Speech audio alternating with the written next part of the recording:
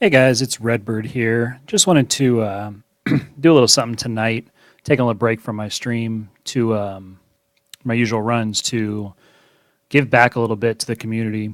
I didn't see any like blue ring, white sword tutorials out there when I was doing these. Saw a lot of, three first and speed run and 100% tutorials, and there's some really good ones out there, but I really struggled to find anything on YouTube or anything as far as like a very, very basic beginner's speed run coming off playing this game casual. And I've never speed run the game before. I want to get into it. What do I do? And you don't want to jump into like the world record route and stuff like that. So what I want to do is just do a tutorial for anybody that's played this game casually. You know what's going on, you know the game. You don't do a lot of the glitches or anything like that, but you just wanted to speed run a nice safe route that can get you a decent time. This isn't going to, do anything in the low 30s or anything like that, which, the world record's 28 minutes right now, 28:47. So this isn't going to do anything close to that because you're getting the blue ring, you're getting some of the 100 secrets and stuff that you don't do in those routes. But what this is going to do is give you a decent starter time that as you improve your skills, you can jump off from. So this is a good jumping off point, and away we go. So coming into the game, there's really only two major glitches that happen anyway. One of them I'm going to show you that you'll be able to perform pretty easily.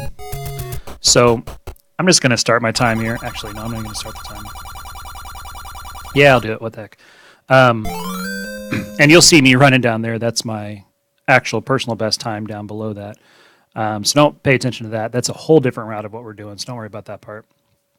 But on my splits here, I have a split for every single thing you need to do on this route. And I highly suggest if you're going to do it that way, because that's the way that you can learn it. You don't need that many splits. You can have, 3 splits in the entire game and be fine. But when I'm learning it, I want to make sure I don't miss anything. I want to know kind of where I'm going next, so I don't have to hesitate looking at maps, looking at anything like that. Now it's second nature to me, but when I first started out, it was really handy. So make your splits.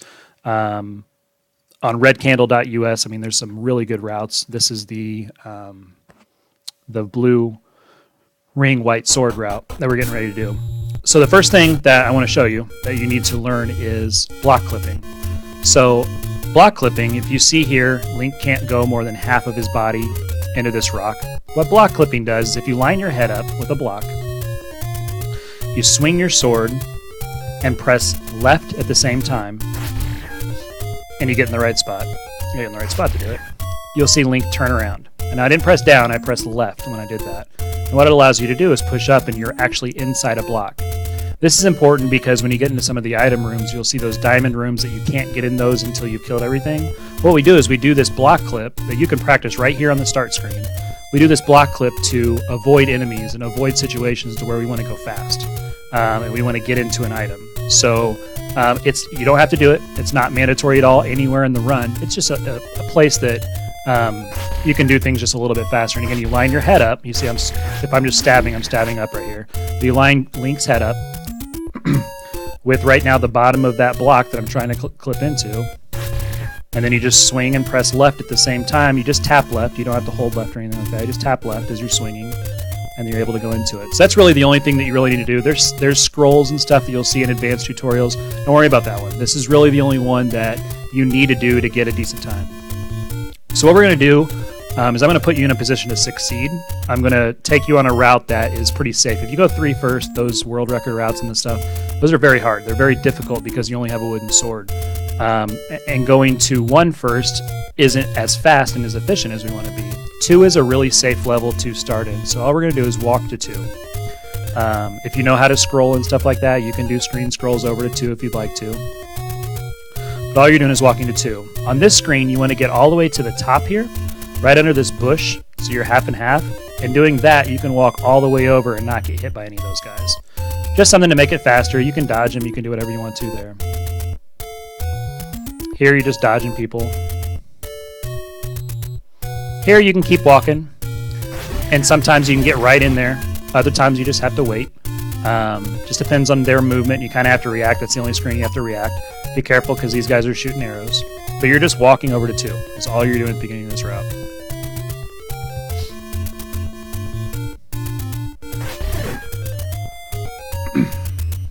Okay. So that's it. So my first split is actually entering level 2. And the reason that I did that for myself is because there's those gorillas that you're having to get past at the very beginning. And when you're really trying to cut, every second off for a speed run, even at this level, you're looking at how fast you can get to level 2. And a lot of times a good entry is just as important to a speed run. And you ask the people who are doing 3 first in the world record routes, a good entry to any speed run is important. It's starting you off well. So that's a safe, good first entry. It feels good to make a good first split. It gets your run started mentally in a good spot. But you see, now all I have is the level 2 Triforce, right? There's nothing in between that we have to get. So all we have to do is get through these rooms fast. As you know, if you've played this casually, and I'm going to make a save state here. Actually, I'm going to make a save state. It's going to mess up all my spawns, but we're going to make a save state out here. What you're trying to do with these guys, with these ropes, is you see as you move into them, they move faster, right? They're moving slow, slow, slow, and you move in their line, they're going to move faster at you, okay? So what you want to do is you want to use that to your advantage when you're in these rooms and fighting these guys, okay? So you don't have to move Link much in these rooms. You need to move the ropes. So that's the goal, okay? So when I go in here, I'm going to look and I'm going to read and react to what the ropes are doing. And I'm going to move Link in positions to make myself successful. So see, I got 1, 2, 3 there. Get this guy. And then the key is going to be here in the middle of the room. So if I can maneuver myself to let the rope come to me and stay in the middle, I can clear that room pretty quickly because I don't have to go searching for all these items or different things like that. I can let them come to me and I'm already in the middle of the room ready to pick up the key and keep going. So the strategy with the ropes is to bring them to you. You don't chase ropes. Next screen, we're just trying to get out of here as quick as possible. You don't need anything here. Just go straight up. Now this screen, actually I should be pausing this instead of... Okay, so this screen, this guy right here is the key to this entire room, okay? So these 5 guys take a few hits to be able to get down by themselves, but if you take out this middle one right here, and he's always going to be in the same spot if you run this spawn pattern and this route. If you take this guy out here, all 4 of these guys will also die, okay? The key, though, is that we're trying to get a bomb to make the rest of the level easier. These guys can drop bombs randomly. One of the ways to do that, and you'll see if I just go and fight this guy. I'm going to be careful. One of the ways to do that is if you just fight this guy and just get him over as quick as possible, it's random, right? You're going to get a bomb sometimes, you're not going to out of those 5 guys. But, I need to change the save state. Hold on 1 second. So you see how I used their momentum in my favor there? I was able to manipulate them. I didn't need that heart bit. Just let the ropes work for you. Okay. So see how I'm fighting this guy right here and that guy only? And sometimes you're going to get a bomb, sometimes you're not. The key to this room, though, once you get good at it, right now you could just keep going. You're not losing anything. You don't need a bomb. It just makes it easier if you have one. Once you get good at it, what you're going to do is you're going to fight these guys until they have boomerangs out. The more boomerangs that are on the screen, the better your chances of getting a bomb. The reason being is that if there's a boomerang, if there's an item that drops, and the gorilla that dropped that item has a boomerang that's out and it's coming back towards that gorilla, that boomerang will turn that coin into a bomb. Okay? It's just a little glitch with the game that works well. And it's something you need to know going into this room. So if you see a lot of boomerangs out, try to kill that guy as quick as possible while the boomerangs are out, and you'll be able to pick up bombs. Bombs make the rest of the run in this level easier. Again, you don't need it at all, but it's something that makes it easier. So whether or not you have a bomb, you go up to the next room. These are ropes again. And again, we're using their momentum for us, right? There's nothing I had to do there. I moved very little. Let them come to us. Okay. This guy is called a Moldorm. There's actually 2 of them, and they're 5 or 6 fireballs long. Right now, they're stacked on top of each other, so it just looks like one guy. Right now, this is very easy because I have bombs. I can walk up. I can bomb him a couple times. He's not split off at all. This is going to be a pretty easy fight, actually. If they were split, you got to be a little more careful. And what you want to do is, swing a couple times and make sure you're watching his momentum. I'm going to let this play out so you can see kind of what they do in their patterns. So they're almost like a circular pattern, right? They can double back on themselves, which is why sometimes getting right in front of them, hitting them and coming back makes the fight a little easier, right? Hit him, come back, because you can control where his head's going. You can see where his head's going. You can follow him too if you want to. You can do whatever you want to. So I'm going to load him back and showing you with bombs. Bombs make this fight way easier. And if you can bomb a few times and then you kill the last fireball of the head and you haven't gotten hit yet, a lot of times he'll produce a bomb for you again, so you can generate a bomb. One of the key concepts in Zelda, if you ever played this casually, you saw somebody say, 10th enemy has the bomb. What that means is that if you kill 10 enemies, we'll just use it generically, there's little side cases for this, but if you kill 10 enemies without getting hit, that 10th enemy, as long as they drop an item, will drop you a bomb. You can force a bomb, right? If you kill the 10th enemy with the bomb. If the 10th enemy is something like a Keese that doesn't drop items, those bats, they don't drop items at all, you can still store a bomb. You can bomb that 10th enemy. The game knows you've stored a bomb, and the next time something will drop an item, whether you kill it with a bomb or a sword, it's going to give you a bomb, as long as you don't get hit. What's happening with this guy is that pretty much the same thing. You're almost storing multiple hits, racking up that kill counter, and so by the time you drop that bomb, you're good to go. So that's this room, right? We're just trying to get through it as quick as possible. It does drop a key, so you want to make sure you get that key. You should have 3 keys when you're leaving this room. Here is just more ropes. And again, just use their momentum, right? So these guys up here, there's one. I'm doing very little movement on my own. One of the strategies you saw me do there was, at that last guy, I wanted to be more ready for him. I was going to swing up anyway, right? So I was on the half tile when I fought him, and when I swung my sword, it was going to hit him no matter what. But since I'm on the half tile, he's not going to speed towards me. If I was on this tile here, of course he's going to come and charge me. I was fighting him on the half tile. And that's when there's 1 or 2 left and they're going in the direction you're going anyway. I fight him on the half tile. It's just a little bit easier of a fight with just that last one left, and they don't have to charge you. So if I was over here and I needed to kill one more or something like that, I want to be on the whole tile. And let's say the snake was over here. I want to be on the whole tile so I can bring him back towards me as I'm meeting so I can go up.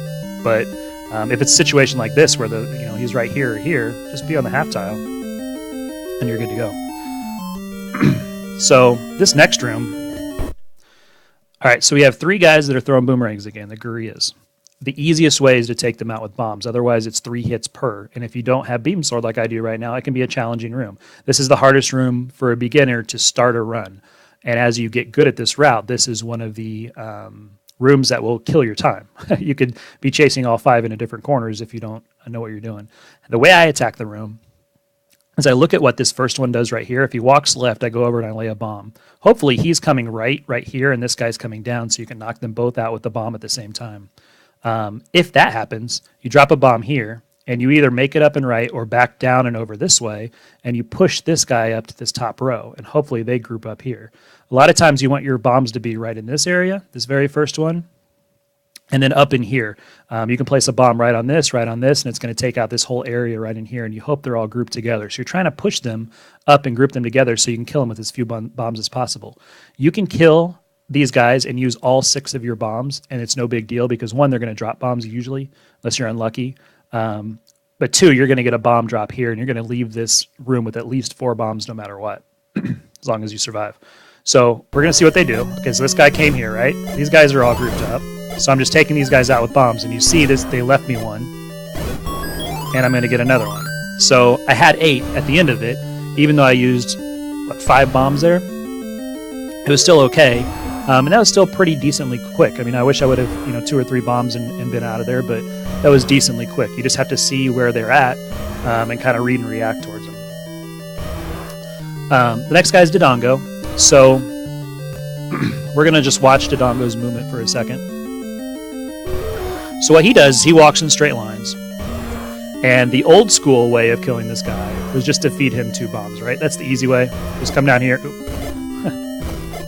Feed him 1, and then feed him another one. He'll disappear. Game over. You get the heart, go get the Triforce. That's the old way. That's the easy way, the safe method to where you really shouldn't get hurt. I got a bop there. It took 1 heart off. It's not a big deal. So that's the safe method. The more advanced way, when you come up here, he's going to be in the middle of the screen. So he's going to start here almost every time. And what he's going to do is he's either going to walk to the left, in which case you're going to come up here and you're going to bomb and try to feed him, to force him right away. Or he's going to go up, and you're going to follow him a couple times, and you're going to put a bomb down right about here, hoping he goes left again. You're trying to get that first bomb pretty quickly on the screen, depending on if he's left or if he's up and left. If you get him going right or down, then you just have to kill him kind of the old school way, or a way that I'm going to show you. It's called smoking him. Okay, so we're going to see what he does. Okay, so he didn't, right? So now this is called smoking him. So the Dongos hate smoke. That's the hint that you always get. So what you want to do is you want to fight him on the half tile. So if you bomb him like that on the half tile and he stops, you can swing your sword. He's going to drop a bomb for you, and you killed him with one bomb. That's called smoking him. What you're hoping he does from this scenario is if he turns like that, then what you can do is you can drop a bomb, he eats it, and if you drop another bomb right after that, give it like a beat, and drop a bomb right after that, that second bomb is going to smoke him, it freezes him, and then if you sword him, he's going to leave you a bomb every single time. Doesn't matter what your hit counter is, your consecutive counter, anything like that, he is going to drop a bomb for you, which is what you want. You want 8 bombs coming out of here, because we got a couple things we're going to do as far as some secret money locations and hearts and stuff that we're going to get along the way. You want some bombs coming out of here. So 20 rupees right now and 8 bombs. That's pretty good, leaving number 2 for what we're getting ready to do. So now what you do is you walk over, pick up the Triforce, and that's level 2. Not too hard. There's a couple challenging room. The Gorilla room. Moldorm, once you get used to him, is pretty easy. Finding the key Gorilla of the middle of the 5 at the beginning. Letting the ropes work for you. And level 2, you should get through. Level 2 should not end any runs, unless you're worried about time. Due to time, you could have a couple bad rooms and you could just reset and that type of thing. But when you're first starting, keep as many runs going as possible. You just want to play through the game. You want to get confident enough in your end game and your middle game that you don't just do the same first couple levels over and over trying to get this perfect time, then you get to the middle and end game and you have no clue what you're doing, time-wise, speed-wise, to make it a good run. So play as much as possible at the very beginning stages, and that's one thing when I started that others before me that really helped me out, they told me to do is just keep playing, just keep runs going, even through deaths. Some of my PBs, when I first started, setting good times for myself, some of my PBs had deaths in them. I died in 5. I died, different places, and I just kept going. And it's okay, as long as you're not skipping out on time because of a good death or something like that. And deaths are fine in runs. So here, all I'm doing is I'm just swinging my sword a couple times and clearing a path. I want to keep beam sword as long as possible. There's going to be kind of a tricky situation up here. Probably the hardest part of the early run is getting to the white sword because it's guarded. You can do it very easily or you can do it kind of aggressively, and I'm going to show you both ways. But if you want to do it aggressively, you pretty much have to have beam sword because if you take a bop, it's 2 hearts, and you don't have a lot of hearts now. So you don't want to die. But the next thing you see on my timer is I need to go to this 30 secret. I've even put on my timer right and up. So it's just telling me what my guide is doing up here in the top right hand corner for myself is it's telling me exactly where I need to go. And it'll become second nature, but for right now I would advise you doing that. So you see these guys usually get in your way. One of the things you can do is if you swing your sword and hit an enemy for a split second, for a little bit of time, I don't know how long exactly, but for a little bit of time, you can walk through them. So that's what I'm going to do. I'm going to hit them. I'm going to walk right through them. Here, I'm just going to take the safe route, and I'm going to go up, knock this guy over, and we're going to go down into here and get the money. Hey, thanks, Red Warrior. What I'm doing right now is just a tutorial on the white sword blue ring route.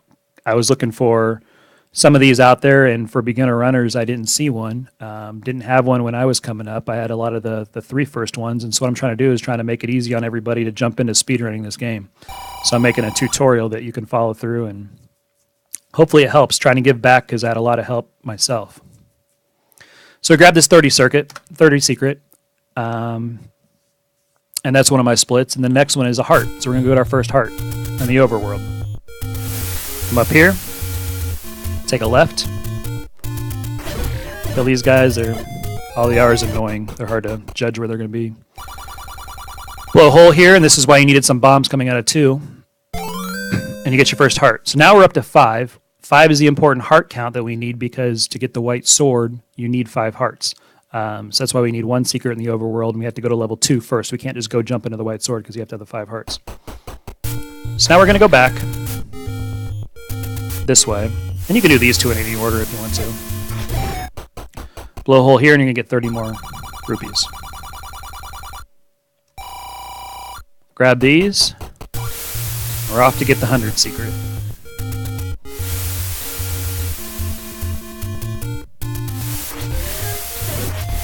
So, one of the things you can do when you're first starting out is you can grab this, and if you have the money later and you need a potion,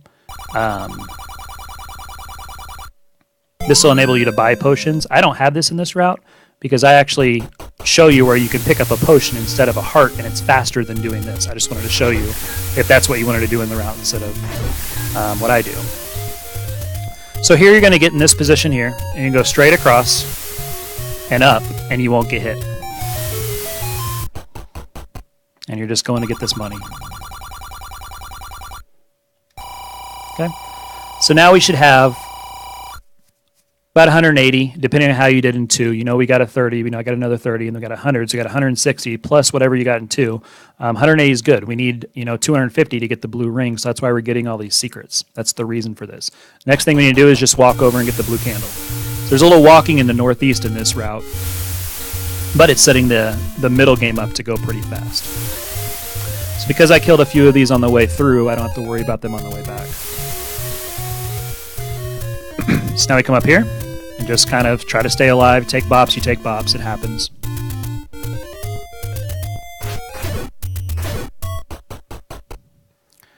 And we're going to use 60 rupees to get the blue candle. Blue candle now is important because I'm going to show you where there's a heart after 1 when we're walking towards 3. And you have to have a candle in the bush to be able to burn it. So that's why we use the blue candle here in this route. After that, we're going to come down. And there's a secret here. Everybody knows about these guys, right? These mountains here. If you try to go down, it's going to bring you to the same spot. Try to go up, it's going to bring you to the same spot unless you go up 5 times in a row, which is where level 5 is. Try to go right. It's going to bring you to the same spot every time. So it's hard to get out of here unless you go left. But when you're coming in to this screen, if you just go right after you come in, it's going to take you to the left side of the screen. It's almost like you did a screen wrap. One of those glitches that they do in the world record routes and those types of things, and I can do now that makes it faster. But this screen here just lets you do one automatically by coming in, going to the right, and it brings you to the left side of the screen, and you come back left, which is where we're going. So now we're going up to get the white sword. Now this is going to be guarded by this blue Lionel, right? And these blue Lionels are a pain in the butt to get past, especially this early, because they take, I think, 7 or 8 hits with the sword. It takes quite a bit. So we have 2 choices. We can either back down the ladder and then come back up, and he's going to be in a more favorable location. If we do that, then a key in 1 is going to change spots. And so as you're going faster, you're going to want to just challenge this guy. And I'm going to show you both ways here. So I'm going to do a save state and show you both ways. So if I challenge this guy, what this means is that I'm going to follow him up here. And if he bops me, he bops me. But I'm going to push him into a corner and get past him. That's going to enable me to later get a key in a more favorable position in 1 that's going to make the run go a little faster. So I took a little damage there. Sometimes you can challenge him and not take any damage, just depending on where he's at. Or what we can do is we can come down. And this is what I recommend when you first start, and he's in a more favorable location, right? He's not on this top row where he's in the way or annoying. We can just walk right around him. This is the better way, the safer strat to do. It just makes it a little tougher and a little more time-consuming when you get into 1, and I'll show you the guy that's affected by this in a second. So pick up the white sword. That's a split for myself, and now we're entering level 1. The walk to level 1, a little boring, but you got to do it. The hardest part here is not getting hit by rocks or spiders. If you see a spider that's a tile or 2 above or below you, and it looks like they're getting ready to jump, just swing your sword. A lot of times you'll take them out. If you take a half second to swing a sword, it's like 12 frames or whatever, to swing a sword that you didn't need to do, it doesn't matter. I mean, you're not worried about that much of your time to worry about swinging swords at nothing. Rather be safe and save the half a heart. So here what you're doing is you're going to see me go down not directly right after this cliff. You're going to see me go down one space over. The reason I'm doing this is because it's going to set me up to go around this guy here. He's going to be in the same spot every time. And as you're getting more faster and more efficient, you're going to see which way you're going to move. So all we're doing is walking to one. The last thing here is if you need some hearts, you can kill the guys down in the screen here and give you some hearts, or you can just walk past them. I was going to say that. Now I need hearts. Or you can just walk past them and get into one. So one of the most common glitches that you see in the game is this door up here is locked, right? We don't want to use keys. We want to conserve keys if we can. So what you're going to do is come out of one, go back into it, and that door is open. Give me a second. I'm actually going to change my title stream so people know I'm not running. So the reason that happens is because the overworld and the underworld are connected. So when you came back out of one and then went back into it, the game thinks that you entered it from the top of the screen. So that door has to be open. You've had to have used a key, so that's why that key door opens. White Sword Tutorial.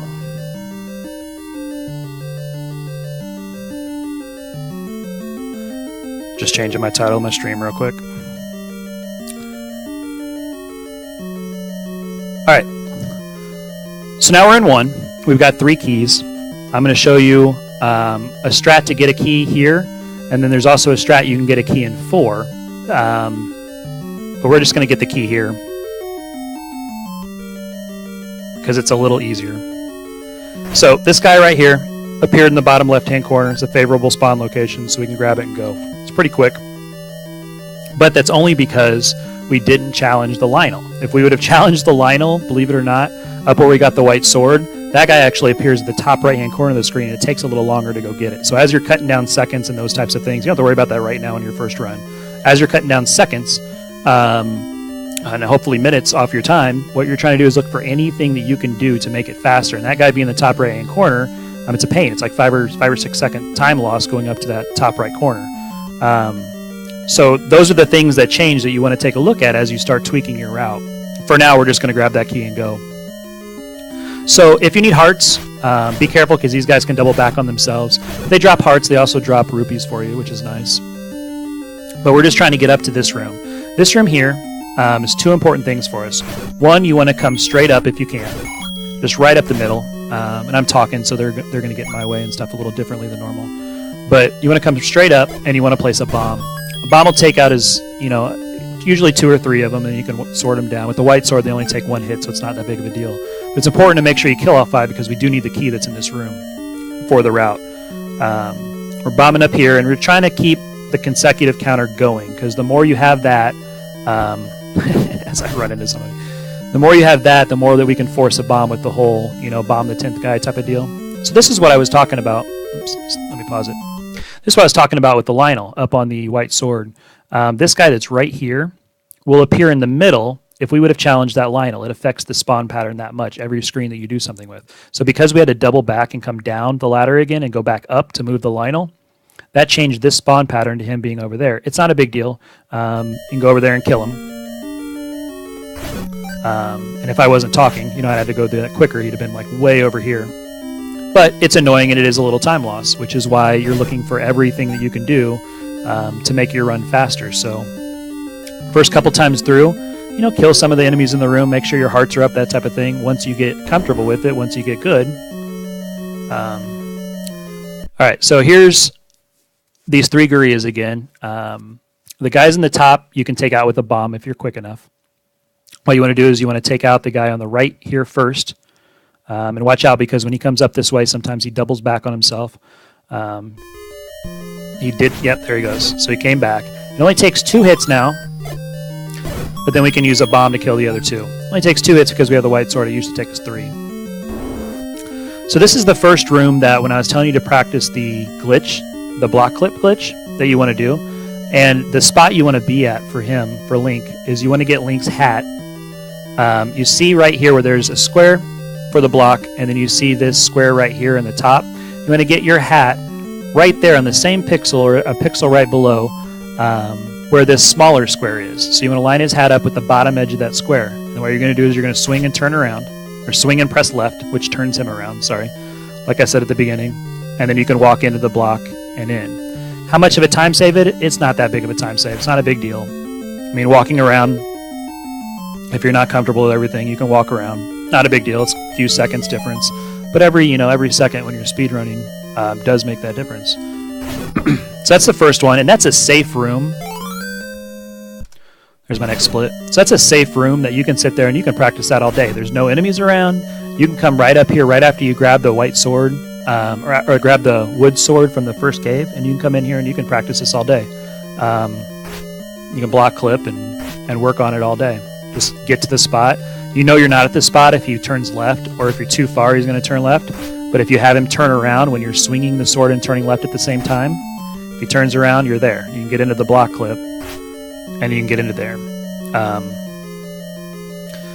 Not as important in this one, super important when we get into 5. Now here, when you come out, you're going to be positioned like this. This freaked me out every time I did it when I first started, and I used to hit these traps, because if you're fast enough, you can go around them. When you come out of this, right, you're going to come out. If you hold right, it's going to get you in position to do it right away. So be used to coming out of this, holding right, and then just maneuvering around that block. If you get hit, it does take a heart of damage, so make sure that you don't get hit. Not comfortable doing it? Don't do it. No big deal. So now all we're doing is we're walking down here. You don't need the map if you want to see what this looks like. It looks like that. Here, if you just hold right the majority of the time, you can go straight through. These guys are going to drop the boomerang. You do not need the boomerang to do this route. You don't need the boomerang anytime in the game at all. It helps sometimes killing keys and stuff like that, but by the time you switch and pause and go do that, it just takes longer. These guys are called wall masters. If you've unfortunately ever got hit by a wall master, what they do is they carry you back to the start. So this screen here, all we're doing is we're coming in, staying along here. You can also come in. Let me come back through here and show you. You can also come back in and hug the pillars on the bottom. That's what I usually do in my runs. I just hug the pillars because I'm not at the wall. It doesn't make them appear. It doesn't make them spawn. But if you hug the pillars, grab the key, and then come back up. That guy's always going to appear over there. Okay, so now let's watch this guy.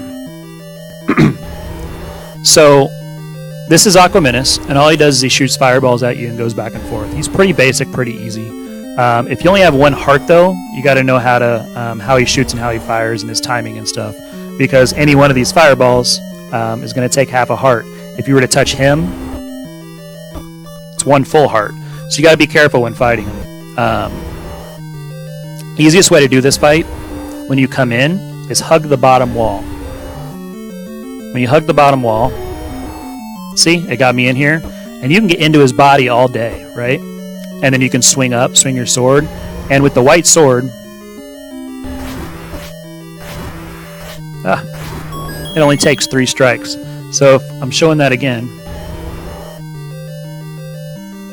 you want to be quick with it.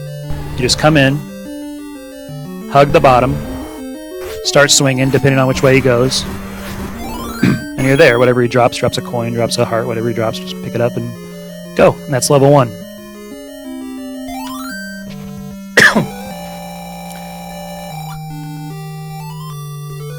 All right, so the next thing we need to do is we need to refill our money a little bit because we spent 60 on the candle. We got to get up to 250 to get the blue ring. So after 1, you're coming over here, and what you want to do is you want to pause in menu, and you want to switch to that blue candle because we're going to go get this 30 secret. There's a 30 secret right and south. You saw my cheat sheet up at the top. RNS is right and south. Probably could put east and south, huh? There we go. Now, the very first time we're going to use the candle to get a heart is over here. So the tree you want to burn is the 5th one. If you can't remember, first couple times doing it, If you burn in between two trees, it's going to burn both trees and check both. So you can check 4 and 5, or you can check 5 and 6. You'll know it's 5 after the first few times you do it. I've had a few runs that I've burned the wrong tree and had to go off the screen because you have the blue candle and then go back. There's heart number 2. So now we're at 7 hearts. So now we're going to level 3, which can be a little challenging when you first start out. So all we're doing is walk into 3. And again, I'm not showing you any screen scrolls, not showing you that stuff. It's faster to do all those things. You can go down to the start screen, and it's faster to do that. What I'm doing is just getting you some money. On this screen, if you don't have many bombs, there's 2 of these blue guys, and they only take 1 hit with the white sword. And sometimes they'll produce a bomb for you. Tutorial and not suck at this game. No, because you've watched me speedrun, so obviously I don't have that. So now we're coming down to 3. And I've got it split on 3 because depending on how many rupees you're trying to pick up and those types of things, that's going to affect your timing here. And you're going to split it 3. I'm going to put another save state in here. So the reason 3 is difficult is because it's the first time you're going to have to fight dark nuts. In these first couple rooms, all we're doing is getting keys, right? So just grab this key. We're going to clear this room, and there's a fast way to do this room. So these are the same gels that you just saw on the other screen. They take 1 hit with the white sword. And if you have full hearts, you have your beam sword, right? These 2 guys usually line up for you. You come over here, swing up, you can kill these 2 right away, and then you're going to work your way up this way, and this is going to be the last guy you kill. If you try to do the same thing as the rope strategy in 2, where we're trying to end in the middle where this key is going to be, so you don't have to work back to get the key, we're going to kill these guys, come up through here, and then hopefully this guy comes down and works with us. Sometimes you have to go up and kill him. Sometimes you don't. So let's see if these... See how they got in a line for you right there? So that makes it quick, and it's just sword, sword, sword. And I had to work up that way because he went right first. It's no big deal, but that's a fast way to get through the room. And again, when you first start executing, don't worry about speed. Just start worrying about getting through the level, but that's a fast way to do it. All right, so dark nuts. Right now, I don't have to do anything with this screen. There's nothing they're going to drop for me. I don't need a key. This screen does drop a bomb for you, and we're eventually going to bomb this way. But if we just want to look at their pattern for a second, if you haven't really just kind of studied them and looked at them, if you're just starting out, these guys are going to kind of chase you a little bit. They do their own thing. They've got a mind of themselves, but they can't be hit if you swing at them, right? They've got a shield, and the shield works that way both with your sword, and it works that way with a bomb. So if a guy is facing me, and I drop a bomb, well, that time he turned down. Where's that luck when I'm actually running? See how they're leaving me now. So if I drop a bomb and he's facing me, I could drop bombs there all day and it's not going to hurt that guy. What you have to do is drop a bomb away from them or perpendicular to him like that, or 90-degree angle. So if he's going right, you want to drop the bomb up or left, or face him and then come back this way and drop the bomb if he's going right and have him walk into it. If you drop the bomb when you're facing one of those dark nuts, you can do that all day and it's not going to affect him, just like you're swinging your sword at him. It's the exact same concept. So one of the hard parts about getting fast at bombing these guys and learning these guys is learning how to do it, clear a few of them out with one bomb. And you just have to look at the movement and study their movement a little bit. So we know we're going to have to drop a bomb in this right side, so I just go ahead and do it now, because if I pick up some bombs later and I can max out, it's one less bomb I have to use later. Here's the compass. We're not going to need it. These keys just get in your way. That's all they do. That's all they're good for. They'll build counts later and stuff like that, but we're not even worried about counts right now. All we're doing is worried about just running the route correctly. These guys here, we're going to have to take care of them in a second. What I do is first I go up and get this key, because sometimes when you come back down into this room, they'll give you a favorable pattern. And we talked about killing a few of them with one bomb, and a lot of times you can do that. So we're going to come up and get this key.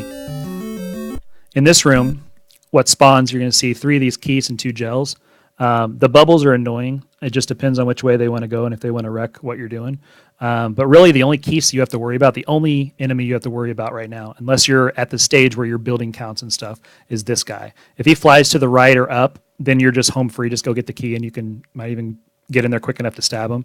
Otherwise, if he comes down or left at you, you're going to stab him and just take the key and go. See how he went up? All right, so these bubbles here, the one thing it told me right now is, one, I can't use my sword, of course, because I got bubbled, but two, if you're working the consecutive counter, sometimes you can use bubbles in your advantage, because if you lose where you're at in your consecutive, bubbles set you back at 0, right? And we want to get to 10 for bombs. So sometimes you can use bubbles in your advantage. So in this case, I had no clue, because we've been talking. I had no clue what my consecutive was. So we know we're at 0. We just got bubbled, so we're good. Just avoid getting hit now and just get out of here. All right. So save state here. So what happens is, if we've done this path correctly, if we haven't gone to any more rooms than we're supposed to and those types of things and affected spawns, these 5 are going to spawn here every time. And this is kind of the first point for somebody beginning running. When they get to level 3, no matter how many hearts they have, if they got the white sword, whatever it is, this room can take time. Your time just bleeds with this room. The first thing you want to do is you want to walk straight down, and you want to see how many you can take out with the very first bomb. And a lot of times they'll converge on that first bomb. And it might be coming down and just dropping it straight down because they're walking right and left and you're going perpendicular, so that works. But if you see any of them turn up, then you want to come down, bring as many as you can back up with you, and then drop a bomb. That's how I do it. I mean, there's people way better than me that might do it differently. But let's see what happens. All right, so see how they... All right, I got lucky there. See how they came down and then they started coming up. So when I dropped that bomb, they like flipped on me. So the guy that got shot way up here, right, he was walking at the bomb that I dropped. And so he got knocked back, and I haven't done any damage to this guy yet because he ran into the bomb. So that bomb that I dropped was horrible. So if these guys were walking this way, a good bomb that I could drop right now would be right? So if they're walking towards me, if this guy's walking down, this guy's walking up, a bomb to the right is going to take both of them out. And if I get lucky enough and I drop it late enough, this guy could walk up and the same thing could happen. So I could take out 3 potentially, but most likely 2. The worst thing that could happen is this guy come up and come left if I drop the bomb to the right, and then he's facing the bomb, so it's not going to hit him. But I should kill, one of the 2 of these guys. I got a clock, and a clock stops them, so what you're going to do is just take them out this way. But we're going to look... I'm going to load that save state again. Okay. So same thing's going to happen, right? So we're going to read their movement and see how many we can take, and we knocked out 3. And again, I got a clock. Just take out the room. So it's read and react in the middle. See how many you can get, and then what you're doing is you're chasing down the rest. A lot of times you can chase them down by swording them in the back. And remember, you don't need that many because we got the white sword. It's not 4 hits, it's 2, I think.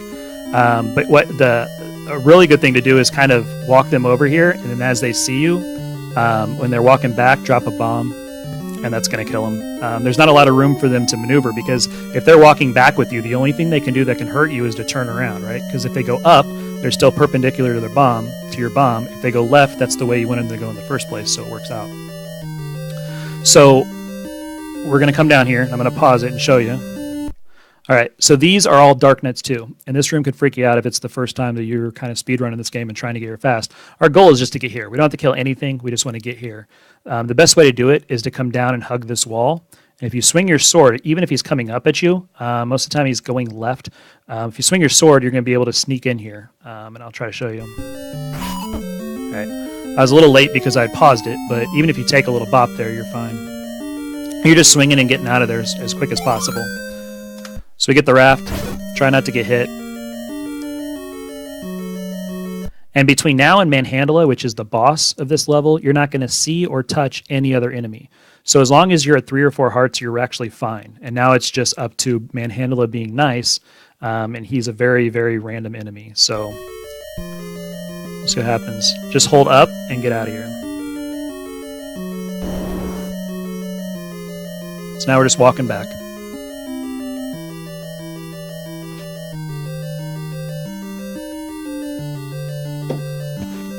All right. We already dropped the bomb. If you didn't drop a bomb in here, you want to bomb this wall. But I did it for this very reason. We're going to come up this way. It gave me another bomb, right? Because if I'd have maxed out on bombs there, I'd had to use a bomb there and I'd be at 7. And every bomb matters when you're trying to go fast. These guys you don't have to kill. It's just because I was talking, they come down to see me. But we're going to bomb this wall here. And we're going to get ready for manhandle him. So this guy, and we're going to come in here and just watch him for a second what he does. He's going to appear in that top left-hand corner every single time. He's either going to come down at us, he's going to hang out up here in this top corner, he's going to come down like he did, he's going to come over to the right. Those are his only 3 real options because he's starting in the corner. What you're trying to do is one-shot manhandle with a bomb. So as I came through here, I don't know if he's going to appear in the top left or not, or if I need to save state it. So I came through here. If I point up and maybe right, it just depends. You're going to have to kind of read him. Like that time I saw him going this way, so I didn't go right at all. I just went up and dropped a bomb. You want to one-shot him by putting a bomb somewhere up in here. If you see him going right, if he's going this way, then what you want to do with Link is you want to follow him, maybe come up a half tile until you see him start to move down. As soon as he starts to move down, you're either going to look up and drop the bomb, depending on his acceleration of coming down, or you're just going to want to go right and drop a bomb like right in here. That's the way to challenge him. If you've got 3 or 4 hearts like I do, like I did, I like to challenge him by coming up and coming right in his grill. Because if he runs me over, right, it's going to take out 2 or 3 of his hands, and then I can drop another bomb like right in here and hopefully pick up the last hand. If he doesn't challenge me and he stays up in this corner, if I would have just come right here and bombed right here, I'm only going to take out the bottom of him, and the top's still going to be there, and what he's going to do here is he's going to get pissed off and he's going to start coming at me faster. It's a little harder. So I like to challenge him a little bit and drop that bomb. And it's worked out for me in the past, so that's how to knock out manhandle him.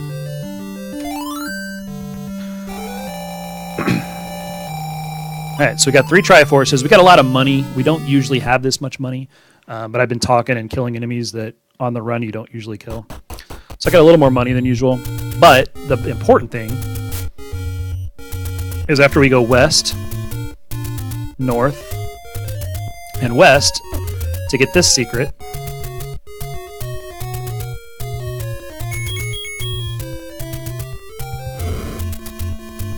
the important thing here is that we have 250 rupees, which we obviously do. You can only max out at 255, so I've wasted like 30 rupees in this, but it's not a big deal.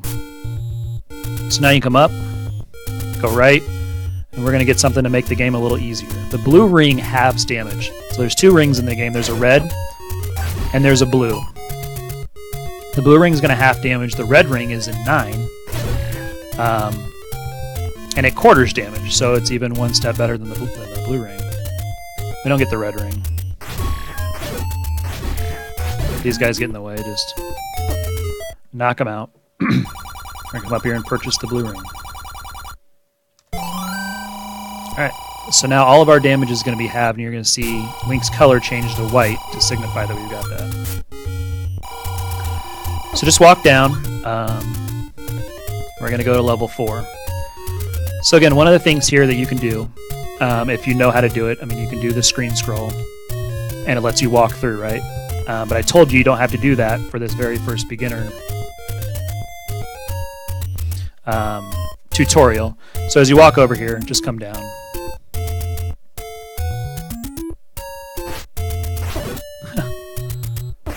Yeah, there we go. And we're going to 4. So sail across. Enter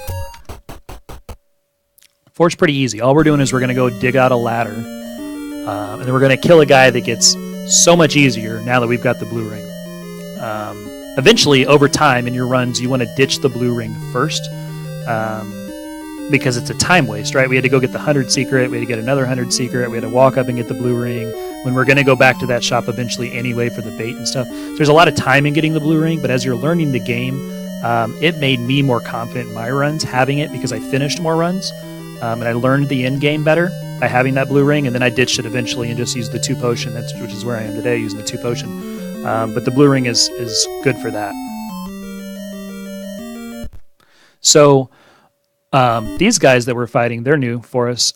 They jump and hop, and they're kind of annoying. They're pretty easy if we just look at their movement, right? They're going to hop or go up and down and get in your way. The hardest part is when you're above them, actually, not below them. Below them, they can only come down slowly. But when you're above them, they can start moving up. They can start hopping at any time. It just depends. So you want to be careful more when you're above these guys than when you're below. Don't need to do anything in there. Here, we do want to get this key. So you're just going to knock out keys until we get it. So 2 ways to do this room.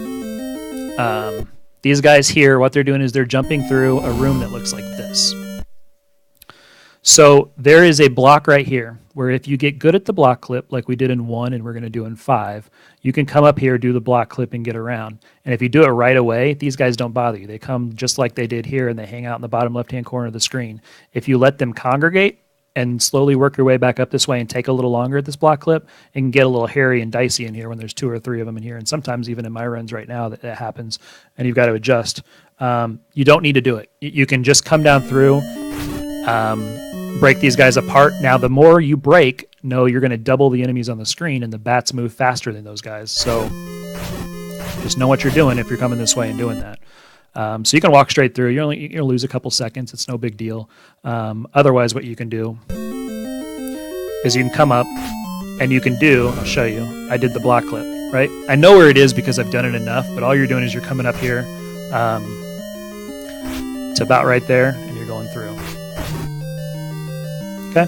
So you can do it either way. You can come through, do the block clip, or you can go around. So this room looks like this. We need that key, right? These guys will drop items now that we have the white sword. They won't split, and that can be good if you've lost a couple hearts or you need some money. You can knock these guys out, especially if they do this and they hang out in this area. Don't go chase them or anything. I mean, we can get stuff later. You won't be short of money on this route. Okay. So the next room looks like this. It's a river room. So you actually are blocked here. The game did this on purpose. You're blocked until you get the raft, so it's pointing you to go right. That's the whole reason for this right here. In the dark, you can just come up and find that door. This here, we've got to get over to this door. It's a shutter door, right? So we got to kill all these guys. There's a quick way to do it with bombs, but it's helpful if you know your bomb count, so you can force a bomb with these guys. And remember, 10 consecutive kills is going to force. Otherwise, you're going to be short of bombs here over time. Otherwise, just take them out with sword. Just know that when they split, you're going to split 2 keys, and you're going to have to take them out. You can use the candle once if you need to knock out a couple keys. Right? So the more of these guys you kill, they're splitting keys. If you know, as you do this room, if you know where you hit one of them, like if I hit one of them right here and they hit him to the right, I know he's going to split right here. So I can sword again and both keys are going to be here. I know if I don't have beam sword and I hit one of this guy that comes down here, if I hit him to the right, he is going to split 2 of them right here. If I have beam sword, then I've got to do one of these, right? Swing and go left so my beam sword doesn't go through him. Otherwise, if the beam sword goes through him, it splits these keys all the way back here. That's why sometimes when you watch people, they swing and that the beam goes this way, is because they're trying to split these guys right here so they can follow that up with a stab and keep going. That's the whole reason for that. So knock those guys out. Then what we're doing here is we've got 2 gels, no big deal, and then we've got these like-likes. Like-likes, of course, are famous because they take your large shield. We don't need the large shield in this route. So really all they do is they just take time. They're the biggest time waste in 4. So this guy gave me a fairy. All you're really doing to save time at this point is not getting bubbled, right? You can drop a bomb on those guys. It's going to save you a couple seconds if you've got some extras. I got some extra bombs. I could do that. Really, all you're doing is killing those guys and trying to get into the ladder, which is the next split.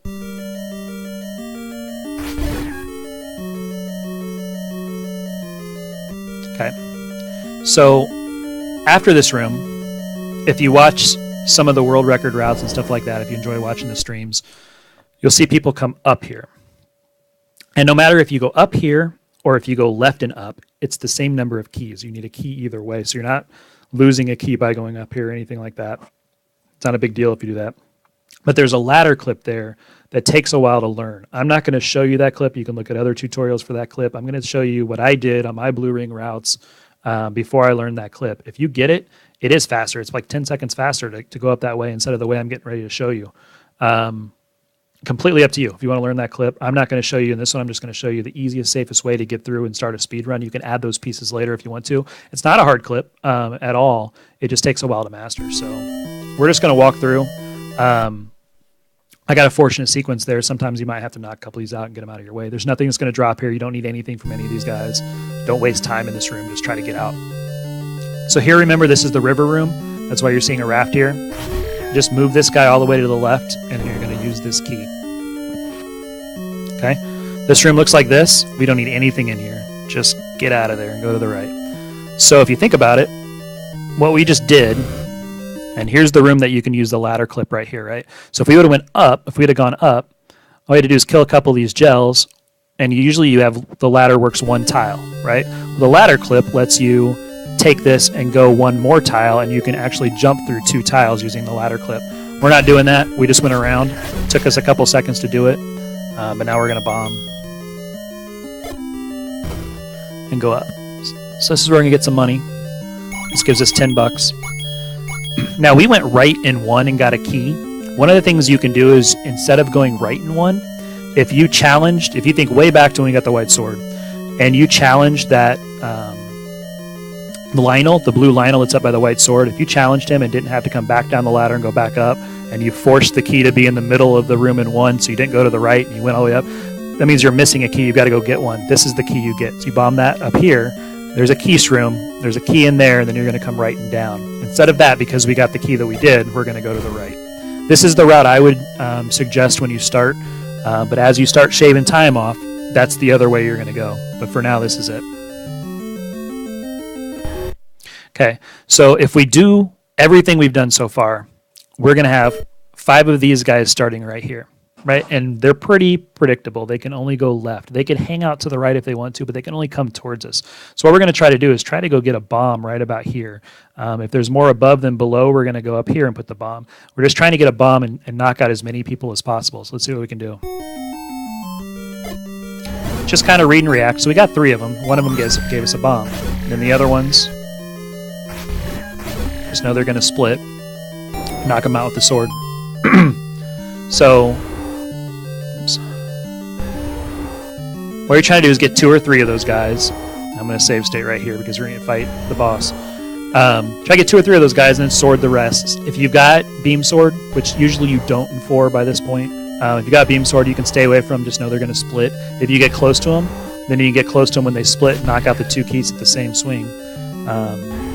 That's handy too. So after this, we're going to fight this cat. So I save stated, but we can watch what he does, right? He's got 2 heads, and he only shoots 1 fireball at a time. When the fireball's on the screen, he can't shoot another one. So what we have to do is we have to use that pattern to our advantage. Know that he can only shoot 1 fireball. If I'm over here, see how long those fireballs take to get off the screen when I'm diagonal or if I'm over on the right side? Now look how quick it is when I'm down here. He can pretty rapid fire shoot. So what you want to do when you're fighting this guy is you want to use strategies to keep the fireballs on the screen as long as possible so that you know and you can anticipate when you can go towards him.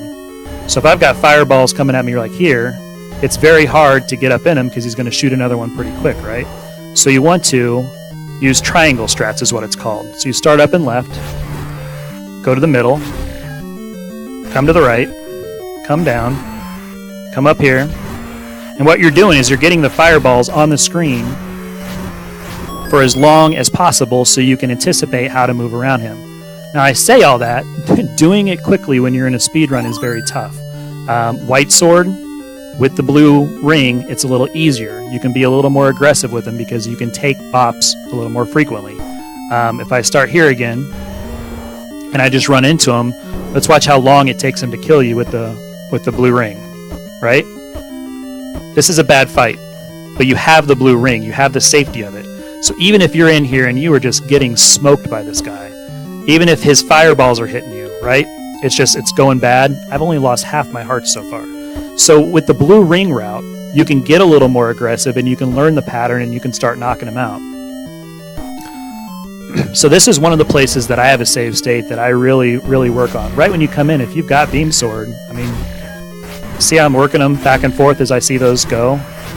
And with Beam Sword, I can get a little further from him. As soon as he hit me, I get in all up in his grill and we start knocking him out. With Blue Ring and with White Sword, it's a little easier. There's not as many hits on him. It's still a difficult battle, especially when you're starting. It's a stumbling block for sure. But that's the pattern for this guy. You want to stay up and left. As soon as he shoots a fireball, come back, shoot him. Come over here, shoot him, hit him, come back. It's the triangle strats. Get up here, middle, right. Just kind of rock him back and forth. That's the easy way to beat that guy. I say easy, but knowing he's a hard guy to beat. All right, so we got the 4th Triforce. What we're doing now is, because we're not going to do the World Wrap, World Wrap is doing the screen scroll, but doing it going all the way from the left side of the world to the right side, which is tons faster. When you're first learning this, I'm not going to drop that on you, and I didn't do it for a long time. We are going to go get the 30 secret that's north of start. Exactly what it says right there. So we're just going to walk along here. You can pick up some rupees if you need to.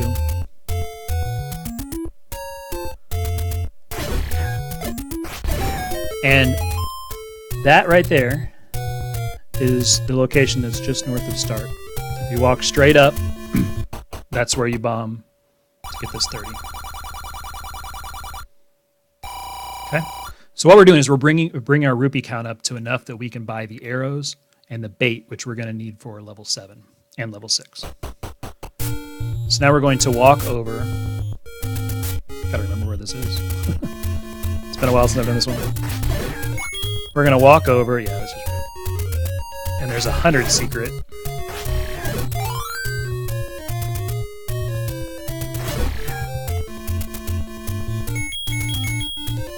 On this screen. So a couple important things. One, you want to check your bomb count. You want to have a few bombs right now, at least one. If you don't have a bomb, you got to get a bomb from a bomb dropping enemy that's around here. Because right when we leave here, we're going to come down and we're going to need that bomb to get a heart. So, oops.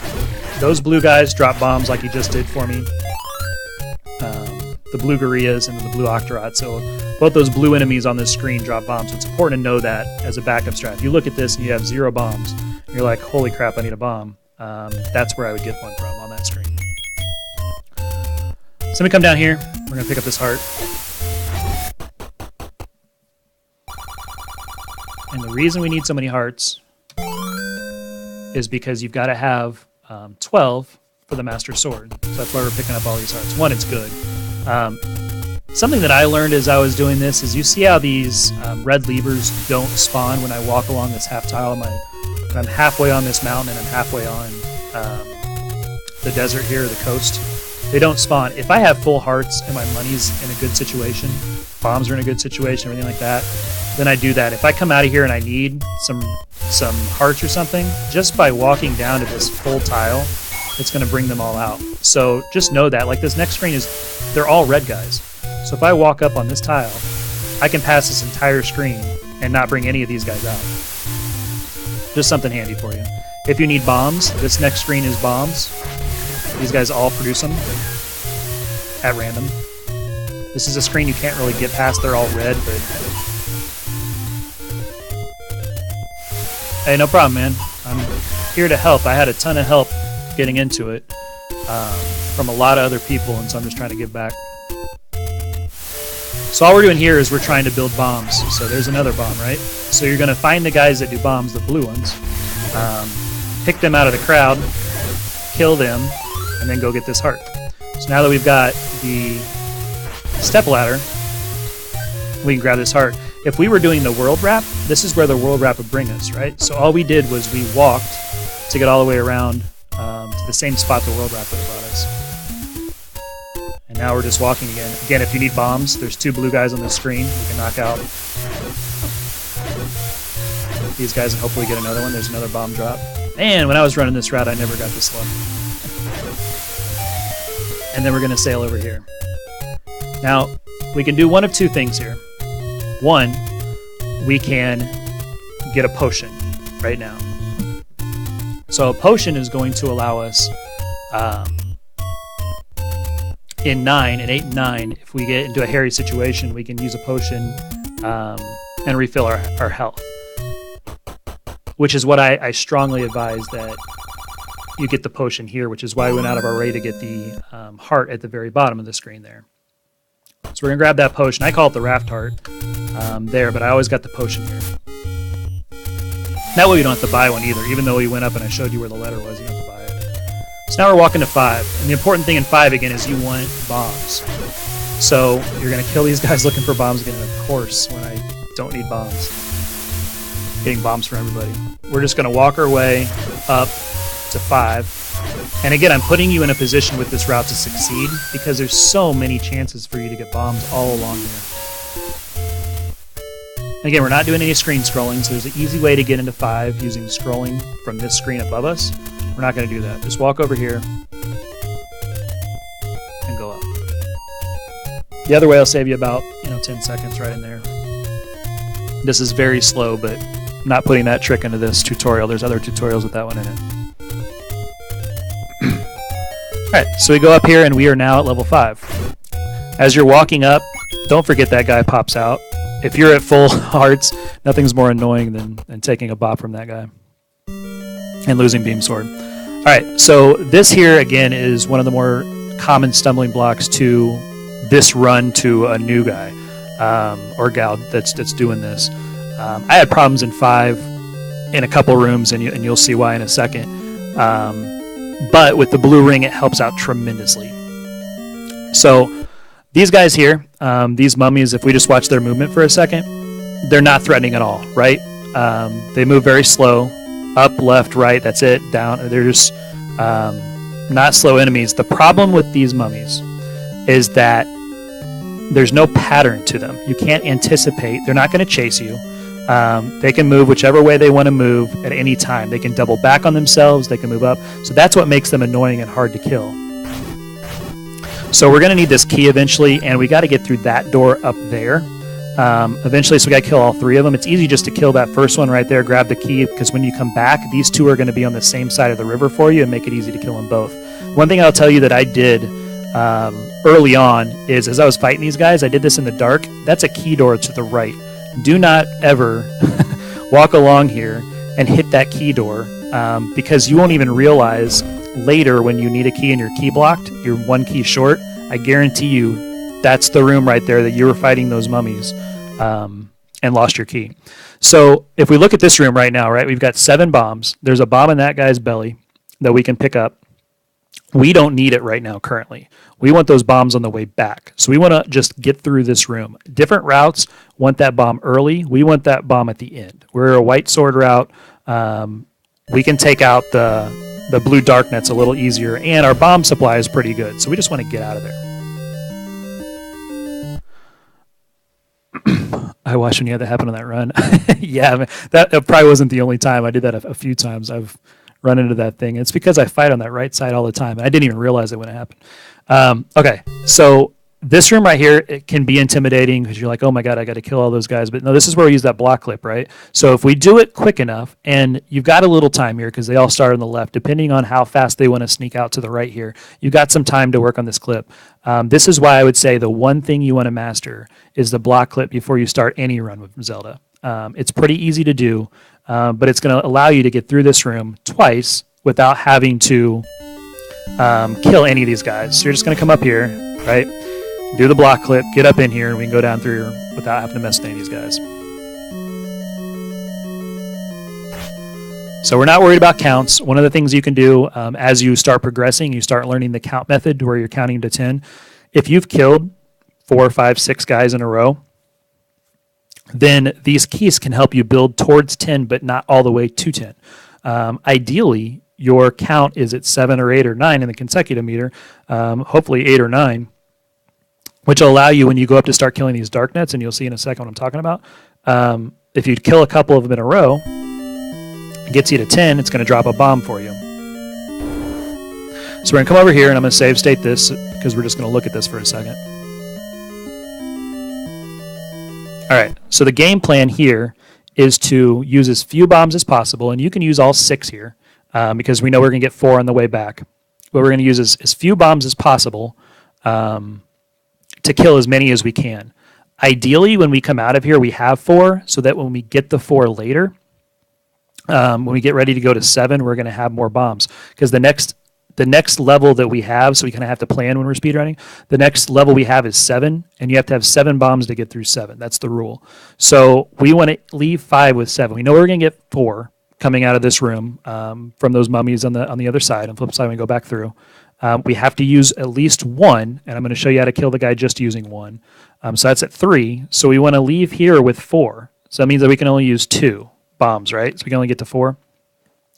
So ideally, we want to just use 2 and sword the rest, or be at a high enough count, which we're not because I've been talking and not building our count, be at a high enough count to where we can force a bomb, and then we can use 4 more in here. Luckily, these guys here are coming this way. So we're going to come down here and either bomb up, because if they walk up, it's still going to hurt them, or we're going to walk with them and bomb to the right. I'm going to see what they do. Okay, so I did the wrong thing there, of course. So what we're doing is we're just reading what they're doing. We're trying to do as much damage as possible with our bombs. Okay, so I said 2, right? We kind of want to leave with 2. We're just going to use them all. I'll show you the strat when we use them all. Luckily, see these guys, they're going to hurt a little bit. They do 1 of damage, but because we have that blue ring, it doesn't hurt as bad getting hit by these guys. And the back end of this level is cake. It's really easy, and I'll show you how to do it really easily. So if you take a good chunk of your life here, don't worry about it. The rest of the level, you might lose 2 hearts. So just get it done as fast as possible. Again, we're going to get 4 hearts later. Come down and get the recorder. When you're first starting out, don't worry about saving bombs for later. Don't worry about the count. Those types of things. Pick that up as you start to finish runs. That's why I want to show you this with no bombs. I thought about it as we kept going. I want to show you what to do when you have no bombs, because more than likely, if you're just starting out, you're going to end that room with no bombs.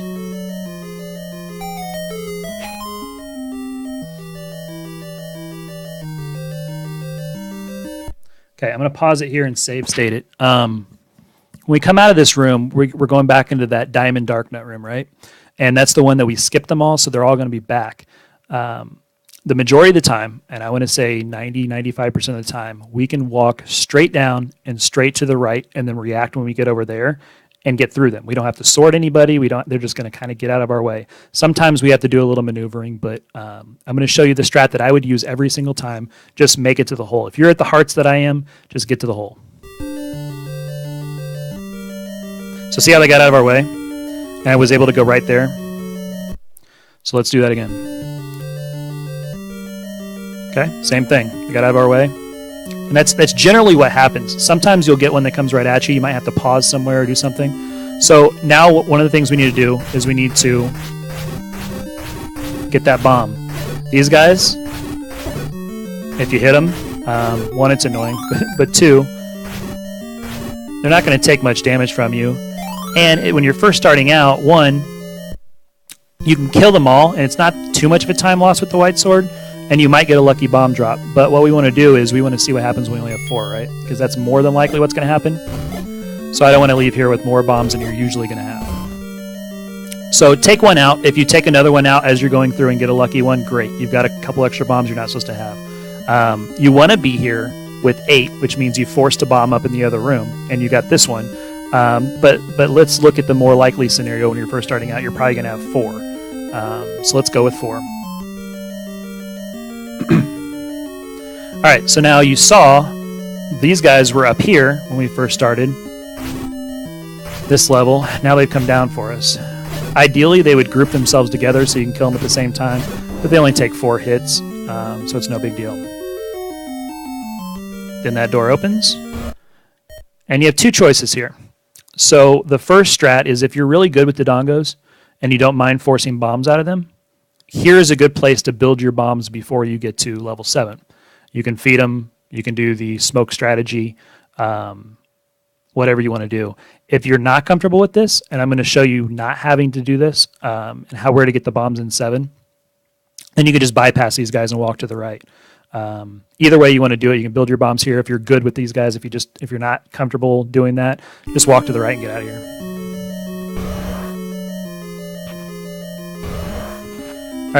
So this is a good spot. If you need money, I'm at 155.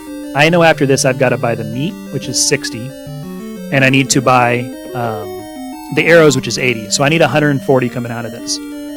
This room here drops $5. So one of the things I can do if I have 4 bombs and I know I'm going to need 7 and 7, I'm going to have to use 1 bomb at least to fight this guy up here to make it quick.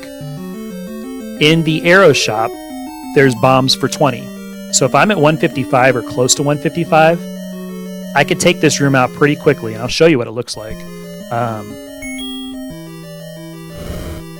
It's one of these NSU rooms. So I can take these guys out pretty quickly, right? And this guy even left me 5. I said quick, and I was sitting there taking forever. You're going to get 5 there, and now I'm at 166. So I know that now, okay, and I got arrows, I got meat, and I can buy bombs. So I know I'm going to be at 7. I don't have to force bombs in 7. And again, I'm not going to buy the bombs before we get to 7 because more than likely you're not going to have the money. If you do, great, you can buy the bombs and you don't have to do what I'm getting ready to do. But most likely what's going to happen is you're just going to have 4 and we're going to walk into 7 with 3 bombs. So I'll show you what to do there. So coming up here, these are the mummies in this room. So you're going to read and react to the mummies. So the 2 that you're really going to watch are these 2 that are up here. This guy up here is going to come up and write almost every time. If he's the only one that comes up and write, you can walk straight up through here and not get touched by anything. Even if he comes all the way on this tile, you can walk straight up through here and not get touched. This guy, if he comes right also, if they're both on this tile, then what you do is you're going to sword as you come through here. And I'm not sure when I last save stated, so I might have to go back pretty far. But you can sword when you walk through here, and you can keep going. It's going to do the same thing we did with the Guerilla coming out of 2. Otherwise, you can just play it safe, and you can wait, and you can just sword them when you want to, get them out of the way and go. But as you get more comfortable with that room, all right, you'll be able to walk straight through it every single time. There's not a pattern that comes through that I can't sword up at the top of there and just keep going. This is the same situation. So this is going to be an orange darknet, and this is the same NSU type room that I can either go to the right. Actually, let me show you. So we can either go to the right and up and around or whatever. But this guy's going to appear here every single time. If he comes down, then what you can do is just go a half tile left, ladder up, and keep walking. If he goes to the left, then what you can do, and I'll show you if I get one that does it. Let me kill these guys. All right, so let's see if he does this. Right, watch. So if I sword him as I'm walking through, I can keep walking and keep my momentum going. If you do that right when you come into the room, you can walk straight through that guy and again, not take any damage. If it's your first time doing it and you want to just relax and see what happens, come up here, and as soon as you see your ladder come out, stop. See where this guy is, and then just react to him. If he's going to come down, just go ahead and keep going. If he's going to go up, then you can sword him, and you can 2 hits is going to kill him anyway. So if you're not comfortable doing that, but this is another situation to where as I come into this room, I'm just going to go to the left, sword up, and keep going. Because if you went to the left there, it's going to let me keep going. Otherwise, the guy going to the right is not a problem at all, and I just walk straight through him. This room here, all we need is the key and get out. I'll show you what it looks like. Right? This is what it looks like. We just get the key and take off. The important thing to note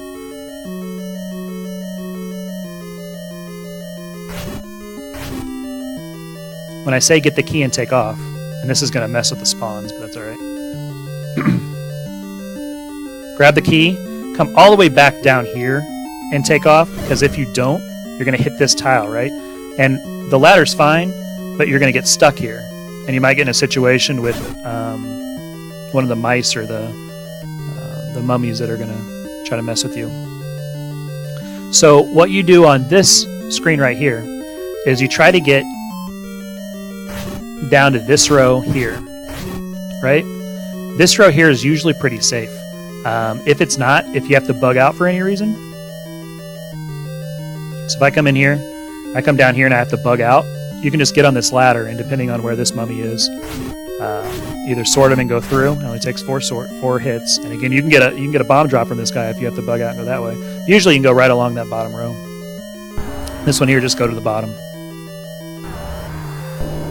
Almost every single time you go through that room, 99% of the times you can go to the bottom. You don't have to sword anybody. Those guys just get out of your way. All right. So save state. So, all right, so this guy here, what you're trying to do is we need to blow the whistle and we're going to shrink him. After we shrink him, he's vulnerable to bombs, to swords, to whatever it is. So the strat that you can use, the quick one, is you can drop a bomb, and then while the bomb's waiting to go off, you can go get your recorder, play the recorder, it's going to shrink him, and then right when he's shrunk, the bomb's ready to explode, it explodes and it does some damage to him. After that, you can go back and get bombs and bomb him again, and he's going to die, and that's a very quick way to do it. We want to save bombs because we're going to 7 next, and we need bombs. So we're just going to bomb him once, and then with the white sword, it only takes 2 or 3 kills, and I think it's just 2. It's been a while since I've done it. And knock him out. So we're going to go get our recorder. Oh, we're going to get the bombs. And you want to plant a bomb somewhere up and to the left of him. Because when we do the recorder and he shrinks, he's going to come up into this tile right here. And so this bomb's going to take him out. You don't want to go to the right. You don't want to go down here or anything like that. You want to go up and to the left of him because of where he goes whenever he shrinks. So now that I've done that, I'm going to switch over, do my recorder real quick. He's moving a little far away. But that's still, you heard that hit sound. So you know the bomb hit, and then only took 2 swings from my sword to kill him. You can go back to bombs and bomb him again, but with the white sword, you do not need to do that. If you're going to get hit in this room, if he starts flying all over and freaks out and that type of thing, if you're going to get hit in this room, get hit by the fireballs because they're not going to do much damage to you, especially with the blue ring. Don't get hit by him. He does 1 heart of damage with the blue ring. So after that, pick up the heart. We're down to 5. So the important thing with that boss fight is just to go in with your bombs ready, drop the bomb to the top left of him, and even if you have to read and react to him for a little bit, he moves kind of slow. Get your whistle out right away. That's something you do have to do pretty quickly. Get the whistle out right away, blow it right away, and then as soon as he shrinks, he's going to get hit by a bomb, and you can sort him. So one of the things I do in my split now, I've got the recorder, we're going to start skipping. So we want to go to level 3. Level 3 is very near the meat shop and the arrow shop that we need to go to. So the way the recorder works is it will take you to any location that you already have a Triforce, starting at level 1. So we have the Triforces for 1. If we look here, we got it for 1, 2, 3, 4, and 5. We don't have 6, 7, or 8. So if I were to blow the recorder to the left right now, it's going to skip 8, 7, and 6 because we haven't been there yet. It's going to take me to 5, which is here. If I were to go to the right, adding 1 to 1 is going to take us to 2. So the reason up in my splits it says recorder right 2 is because I want to go to 3. So 1 plus 2 is 3. So we're going to blow it to the right twice. That's how the recorder works.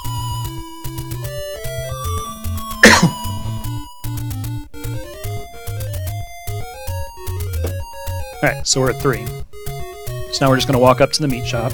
Once you do screen scrolling, you can go to 4 actually, and 4 is a little quicker because you can scroll over to the area you need to be in. All we're doing here is we're just walking up.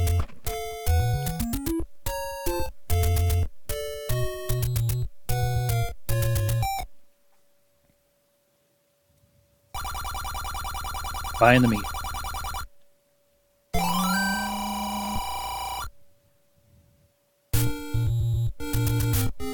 Now we're walking down buying the arrows. This part of the run's pretty boring. Now again, if you have $100 here, you can pick up bombs, and I used to do it all the time. I just double back and grab the bombs. I don't have to worry about anything. But we're not going to do that. We're going to go in like we have 3, and you don't have the money. I'm going to give you worst case scenario. Best case scenario, you just buy them right there. It's easy. Worst case scenario, you don't have the money. We got to go. So dodge these guys. And again, another place that you can pick them up, especially with the white sword. These don't take long to kill. Those blue ones can give bombs. So you can stab through those guys if you want to. But we're going to be in a room that's going to give us bombs anyway, so might as well just do it while we're there. So entering level 7 is just using the recorder here. My next split's not till Grumble Grumble. Level 7 is one of those levels that technically it's not hard. I mean, there's really not many enemies in here that can kill you, but collectively the number of rooms, it's like an endurance test. It's like getting through level 7 alive is not any one room doing a lot of damage. They collectively all do damage to you. So it's controlling that damage early that helps. All right, so the first thing you want to do is you want to have bombs. And here's what this room looks like, right? There's 5 of these guys. Usually a couple of them are chucking bananas wherever they want to go. This guy here and this guy here can both turn and throw right away. This guy doesn't look like he's going to throw. He's on a half tile. This guy's not throwing. These guys are already throwing. So it looks like I can go straight up through here. You're trying to read these guys. And as you get better, you can do it. I will tell you initially with the blue ring, just get through 7. Just get through as fast as you can. Now, the one thing also that we want to look at is we have 3 bombs right now. This room here drops bombs once you kill all 5 of them. So this is the room that I would go ahead and clear to get the bombs that we need. So I'm going to come up and I'm going to look to the right. He's probably going to chuck something at me as I've been talking. And we're going to take him out. And see, this is the endurance thing. None of them are hitting us very hard. It's just... that helps. All right, so got to lay a bomb. So now we started with 3. We just grabbed the 4 from there. That's the 7. We have the required number. The only problem is if you have just the required number to get through 7, you need 1 and 6. So you need 1 somewhere through 6 too. Here, just walk straight north. None of these guys are going to hurt you and have to worry about it. All right, so this room here, it's an easy room except for you have bubbles to take care of. So the strategy that you want to do is you want to take care of the keys anytime you're in line with the keys to take care of it. Otherwise, you should be attacking gorillas. So I'm going to swing straight up. I'm going to kill that keys. Then I'm going to come left, and I'm going to start taking out these 2 gorillas that are lined up in a row. I don't have... I got bubbled. I don't have beam sword like I usually do, but... So just don't get bubbled. I mean, take your time in it. Now with beam sword, it's a little easier. And ultimately, what you're trying to do is you're trying to fight from the middle here. And it's almost the same strategy as you did in level 2. You don't want to get on the edge, right? Because if I get on the edge here, and there happens to be a Keese way down here, I'm going to waste time either coming all the way left and shooting down and finding him, or coming all the way down here and shooting left and finding him. Try to fight in the middle. Try to get things to you. If you have to line things up, line things up. With the white sword, there's no reason to ever switch from the white sword to kill these guys. When you see people switching to arrows and stuff, when they're doing 3 first route, that's because they still have the wood sword, and it takes like 7 hits to kill these guys, and so they're using arrows to do 2 arrows and 1 sword hit to kill them. We don't need to with the white sword. Just clear this room as fast as possible. If you need to dodge bubbles by being on the raft, do that. Look back and forth. Look left and right. Don't forget you can kill Keese that are flying this way while you're trying to avoid the bubble on the raft or on the ladder. Here, you're just going to hug this bottom wall and get out. You don't need anything here. He's not going to drop an item. He's not going to do anything. You're just going to hug it and get out. All right. This screen here, all we're doing is trying to get to the key. Again, we don't need anything out of here. There's 2 ways to do it, 2 schools of thought. One, you come up here and you try to push this guy, or you face this guy here and try to push him. The other is to come up a tile, over, and then you come right in between here and you sword this guy. That's the faster way. That's the more efficient way. The safer way I found is if you come up here, you just have one guy that can mess you up if you do things a little slow. So that's the safer route to do. The fastest route to do is to come up here, right through here, and go through. We're going to do the safe route. So we're just going to push him and go. Okay, grumble, grumble. This is a split. All you just got to do is switch to your meat.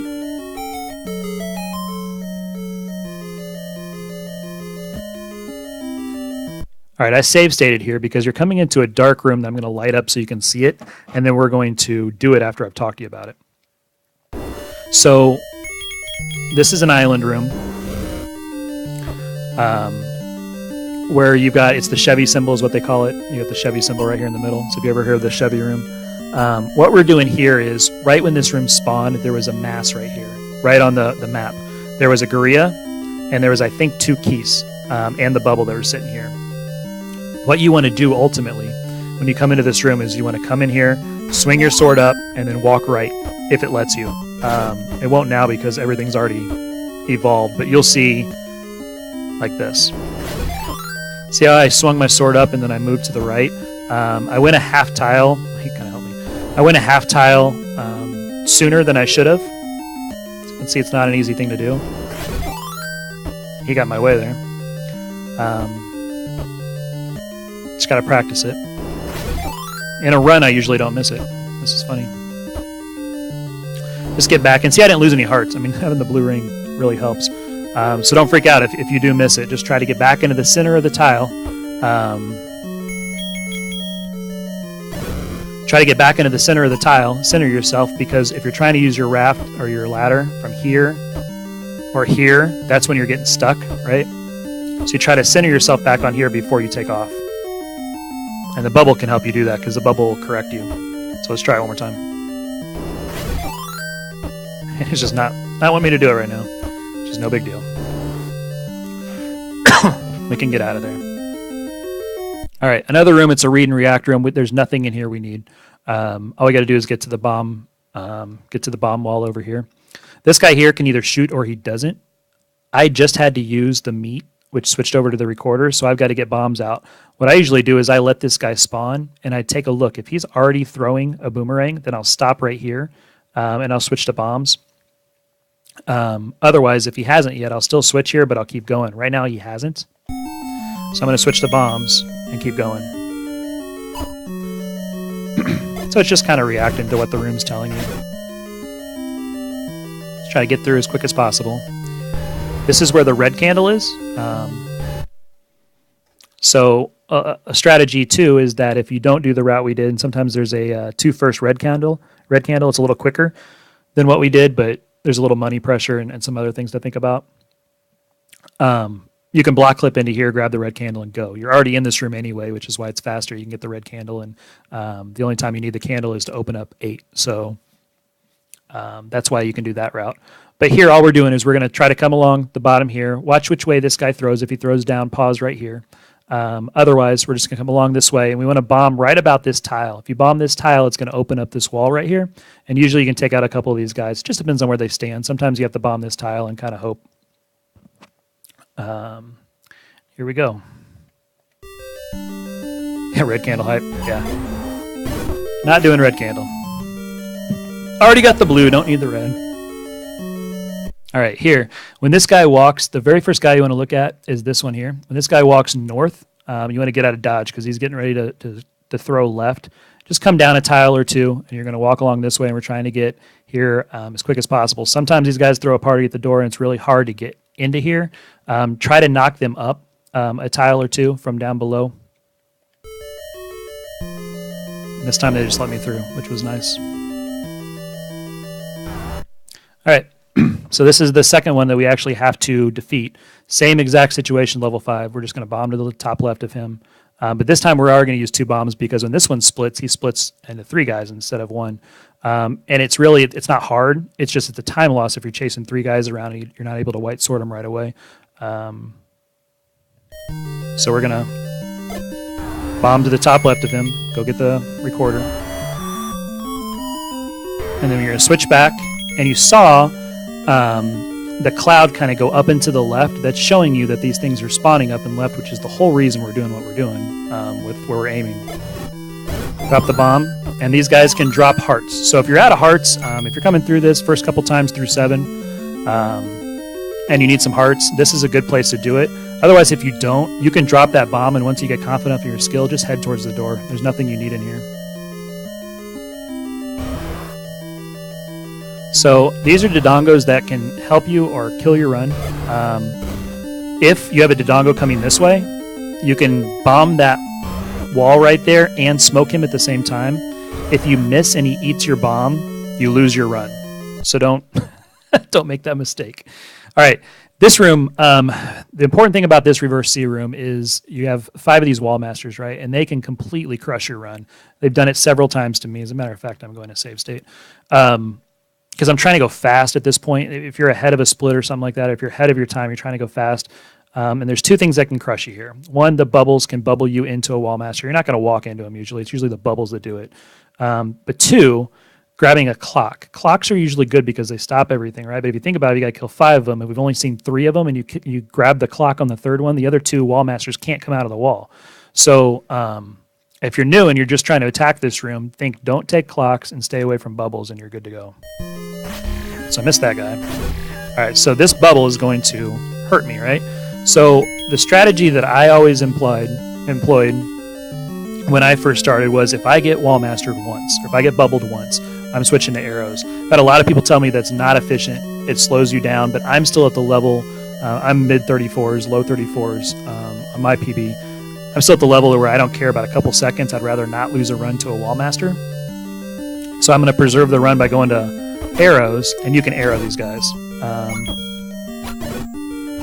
And they're going to preserve your run, because if I try to sword or if I try to dance around trying to dodge that guy and not get wall master while these bubbles are coming and jacking him around, just change to the arrows.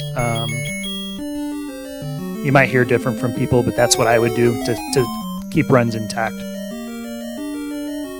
The candle works good too. If you get bubbled after a 4th one, you can switch to candle. It's the same thing. I already switched. Here, same thing. So we come up out of these stairs and we need to bomb over here. This is the last bomb we need to do. Important thing here is if you've got to this point and you have 1 bomb, don't get bumped right before you bomb. Just be careful right when you're placing this last bomb, because otherwise you're out of bombs and you're really reliant on luck at that point to get you through. So knock people out of the way if you have to. If you want to sit here and try for a bomb from that last orange one or the 2 orange ones that are in here, it's helpful because at some point we're going to need a bomb before 6. Right now we have none. If we came in here with 8, if you would have bought bombs at the bomb shop and we would have had 8 or leaving 5 with 8, then we have the one bomb for 6, but right now we don't. This is typical in a run when you're first starting out, and bomb management, item management's hard to have 0 bombs here. It happens. So I'm just showing you the worst case scenario so you can prep for it. If you got a bomb after this, I'll show you exactly what you do. It's real easy. So this is the last fight. It's Return of Aqua Menace. He's a joke just like he was in level 1. Just 3 to the head, and we're out. Don't dodge anything. I mean, you can swing from way back far if you've got beam sword. Did I miss a split? Hey, gold split. Look at that.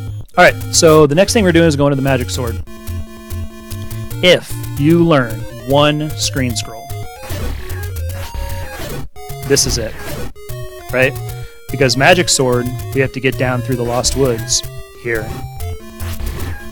And doing the Lost Woods, I'll kill these guys real quick while I'm talking about this. Doing the Lost Woods takes time. This is another place when I first started that there was 5 of these guys, right? And I needed bombs for 6. So I would kill these guys until I got bombs. And it took time. I mean, it took 20 seconds or something like that. But it kept runs going, and it enabled me to play the late game. So I'm going to get rid of these bombs before we start. So this is the scroll that, as you learn the scrolls, and I haven't done a scroll yet today. As you learn the scrolls, having this one and hitting this one is good, because we don't have to go down through that up left down left that we're going to have to do. It's 30 seconds long. You can just skip that and go straight into the graveyard. For this tutorial, we're just going to assume we can't screen scroll. As you can add that, go ahead and put that into your runs, but for now I'm going to show you without it. If you miss a portion, yeah, absolutely. Yep, you're right. So let's go get the magic sword. Yeah, usually on this route you're going to have enough rupees to do arrow strats. Alright, so get the magic sword.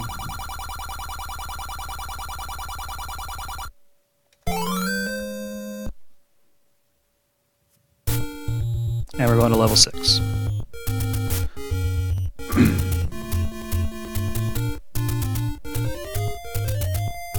So level 6 is the first time. I'm gonna try to get it. There we go. Usually a beam sword when you walk through here. Level 6 is the first time that you've had to deal with whiz robes, and we're gonna look at a whiz robe pattern and what they do, and show you how to fight them. When you're first starting, everybody hates whiz robes, but they're really not bad. So this very first room, what you're going to do is open the door and then let off the control pad. If you do that, these guys are all going to line up. See how they lined up like that? Sometimes the first one that you kill is the room master. Man, they gave me all the bombs. The guy right in the very first tile or the second tile is the room master, which means just like when we did level 2 and we killed that gorilla, they all disappear. The same thing here, they're all going to disappear. If you have no bombs in a run, these guys right here are kind of who you're preying on giving you bombs. In my PB that I just had on the world record route, I didn't get bombs until a couple rooms later, and I was at 0, so I was freaking out. But that's common, having 0 or 1 bomb coming through here. And these guys kind of picking you up and giving you 4 or 8. So it's not common to be fully at 8 leaving this room. Usually you're at 4 or 5, somewhere in there. 8's great, but say thank you to the Wizzies and let's go. Next room is real basic. It's just these gels with the Master Sword. They don't split apart. So if you need a heart for some reason, you can pick it up. Don't need the compass. We're just going to go through. Now, the reason that you want to keep Beam Sword all the way through to this point is because this next room is full of keys. What I like to do is I like to swing up and kill this one first, and then I just like to attack the room from the right to the left. I segment the room. Everybody has their own strategy. You'll probably see me attack this guy and then try to do the double swing for both of these and then attack these two and go over this way. It's however you want to clear it. You don't have to do it fast. Just try not to lose life because the rest of the dungeon is way harder than these first couple rooms. So you see how I'm kind of systematically moving from right to left. I was trying to kill these guys, and as I got my beam sword back, if I was next to somebody and I stabbed, I'll do the stab and then throw the sword back to the left and try to clear the room and keep my hearts. It's important to keep beam sword because as we're getting ready to fight this next room, it can be challenging to somebody just starting out. This is just a trap room. We're going to walk north. And the next room, save state it right here. Okay, so we have 2 blue whiz robes, 2 orange whiz robes, and then 3 of the likes. And the worst thing in the room is the bubble, right? So ultimately, when you get better at the combat, and I'm just starting to break this down, you want to come up through the middle here, and because a lot of things like to congregate right in here, and you can get a lot of damage done right in here.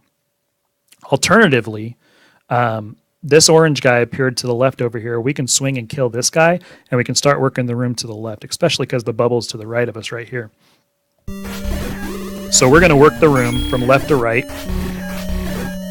and we're going to look at the movement of these guys in a second. So just try not to get hit. Easier said than done when you first start out. And you don't have to be super fast at this room. Just be efficient with it. I killed the entire room without leaving this quadrant because they kind of came to me, which was nice. A lot of times you attack the room by coming up through the middle, and you can kind of push these guys together. So if you get a like that's right in here, you can push him up, and you can do a lot of damage right in here because the enemies are grouped up in here. The important thing is just know that as you're doing this, 1, you've got a bubble that's trying to ruin things, and 2, you've got the blue whiz robes that are floating through the middle. So let's look at that again. So if we're doing the middle strategy, see how I'm trying to do a lot of damage in the middle here? If I take a bop, I take a bop, but I'm trying to go, that's when you're trying to go fast, right? And this guy's just doing his own thing. But I took a heart and a half doing it that way. If you get more conservative, right? We already know we can do this. This is the more conservative route, but I'm not getting hit at all because of how I'm attacking them. So, last thing I'm going to show you is we're going to leave 1 blue whiz robe.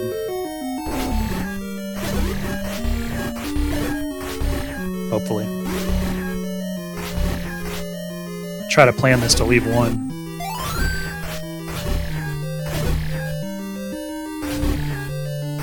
Alright, so let's look at his movement, right? So what this guy's going to do is he's going to lurk north and south, and then he's going to make kind of diagonal movements. They almost move similar to how I would describe like a knight or somebody in chess. They're the ones that can move, you know, up 2 and over 1 and that type of thing. The important thing about these guys is they very rarely stop at the last row down here. If they do, you just get out of the way. So you can fight these blue guys from down here pretty safely. Because they very rarely come down there. And you can tell they kind of like correct when they come down there. Because they rarely come down there, you can fight these guys like this all day long. And if you ever get one come down to your row, just pop up a row and wait till they move and come back again. The blue guys are safer to attack from below. The orange guys, if I'd have left an orange guy, he's going to appear, shoot the direction he's facing and only the direction he's facing, and then disappear and do the same thing again.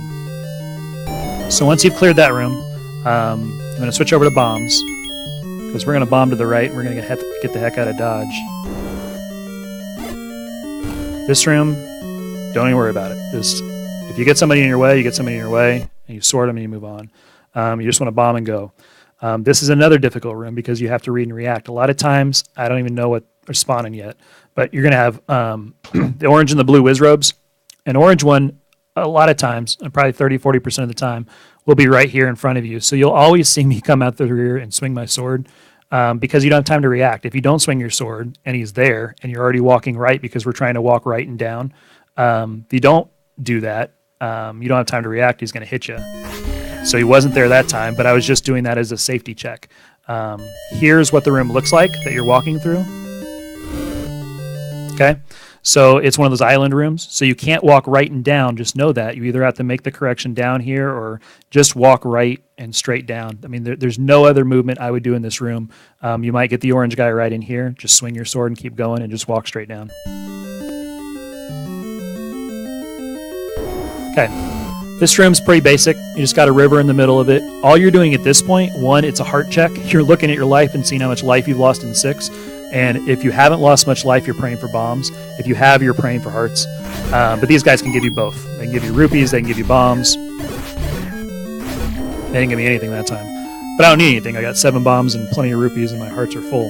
And that's all we're doing, is we're trying to recover with this room what we've done. I'm going to save state it again because this is called the breakfast room too. So this is very similar to what we just did in the first breakfast room. And you see this guy here just wants to say hi. And you'll get this arrangement all the time, these 2 blue ones here. So my strategy when I fight this room is I'm going to come up a half tile and I'm going to swing. And usually I'm swinging at this guy. For some reason, this guy's right here this time. And he does that every once in a while. But it's going to take out this guy. Then I'm going to start swinging my sword. I'm going to try to get 3 hits in on this guy before he moves, most likely because of this situation. I'm going to get 2. But then these guys are going to come up. I have to read this bubble too, right? Because this bubble can come down and wreck things as well. So you'll see me adjust to that. As you get better, you can keep the combat right around here. But again, what you want to do as soon as something happens that you're not used to, if you see a pattern you're not used to, or gets a little hairy, come to the bottom floor. The blues, won't chase you down there. Stay away from their vertical tiles because they can fire down. But you can fight from down here. It's a little slower, but it's the safe way to do it.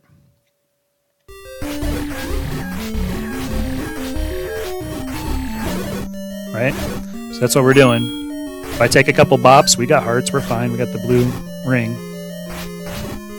All right, so I'm going to do this, and then I'm going to do it again, and I'm going to show you what happens if we just go down and try to play it the safe method. Come in, we're going to go up a half tile and fire. He was there again. All right, so now let's just pretend we have to get the heck out of Dodge. Okay? Very important to note is that when that orange guy fired down at me, I should have been nowhere near that because he can only fire in one direction, so I should have seen that. If you don't, because you've got the blue ring, again, see, it didn't take much damage off, so don't panic if you get hit by these guys. Now they're giving me bombs. But we can fight these guys, like I said, by firing up. And then once you get just likes in the room, it's pretty easy. The pattern I would kill these guys in is the orange ones first because they do the most damage, then the blue ones, and then kill the likes.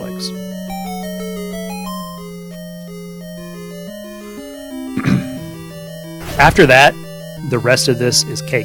It's a really easy level. Here, this is what this room looks like. You really don't have to do anything other than when you appear, just walk down through the door. Nothing will ever be in your way. Just walk into the door. All right, so here's what this looks like. It's another one of these lake rooms. We're going to get a key in the middle. So what you want to do is you want to fight these guys in a way that you're going to be near the middle, and then you can just take off. If for some reason you get bubbled while you're fighting, go ahead and switch to your arrows. You can take them out with an arrow, and you're going to need to switch to arrows anyway to kill Goma. So might as well switch to the arrows, and while you can't use your sword, just take them out with the arrows, get the key, and go. And you're not losing a screen because you had to do that anyway. Here I walked into him because I just didn't see him with my frame rate. But that last screen, and I apologize, all you have to do is walk left and up, just straight left and up. If you get an orange whiz robe in your way, you get one in your way. So let's look at this guy, what he does. This is Goma. Usually, when you come in the door, if you haven't switched to arrows yet, you can wait to see which way he moves, switch to arrows, and then be ready to fire, right? If he goes left, you take a step left and fire. If he goes right, you take a step right and fire. All it takes is one shot to kill him. If you miss the shot, let's say I do this and he closes his eye, just get back in the doorway. He's not going to hurt you from the doorway. Wait a few seconds until he's going to open his eye again, and then come out here and try again. If he does that, you're just cycling Goma is all you're doing. You're going to get good enough to where you're going to see this, be able to read and react and kill him the very first time. But if that happens, don't panic. Just go to the doorway and shoot him. He's not going to do much damage to you in hearts anyway, even if you're out here and he hits you. But every heart refill, every heart that you have to refill takes time. And if you're speed running, you don't want to take any time. So what I do after this is I switch to the recorder because we're going to read. We're going to go to 8.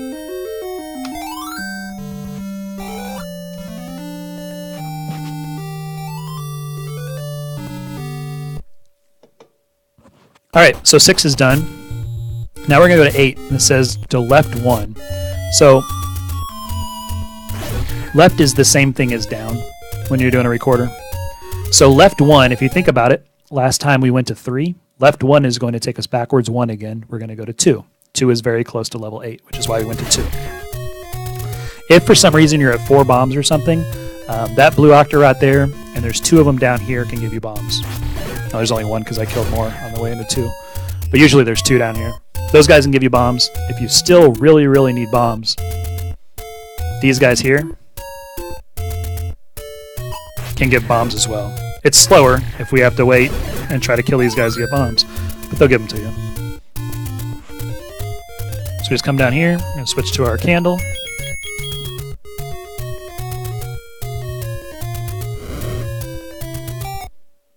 And enter 8. Alright, 8 killed more of my runs than anything else on the White Sword Blue Ring route, just because of the potency and the damage that the blue Darknets can do. So the very first thing you're going to do is come and bomb up here. There's nothing you need in this room. You just want to get out. I'm going to save state, and we're going to look at this. Alright, so we have 5 Darknets. This is a very hard room. There's 5 Darknets here. It's going to take 2 sword swings on each of them. And it's really not that hard of a room, except for you have turrets firing at you too. So right when you line up a hit, you'll get hit by a turret and get knocked back or something. So you want to plan for that.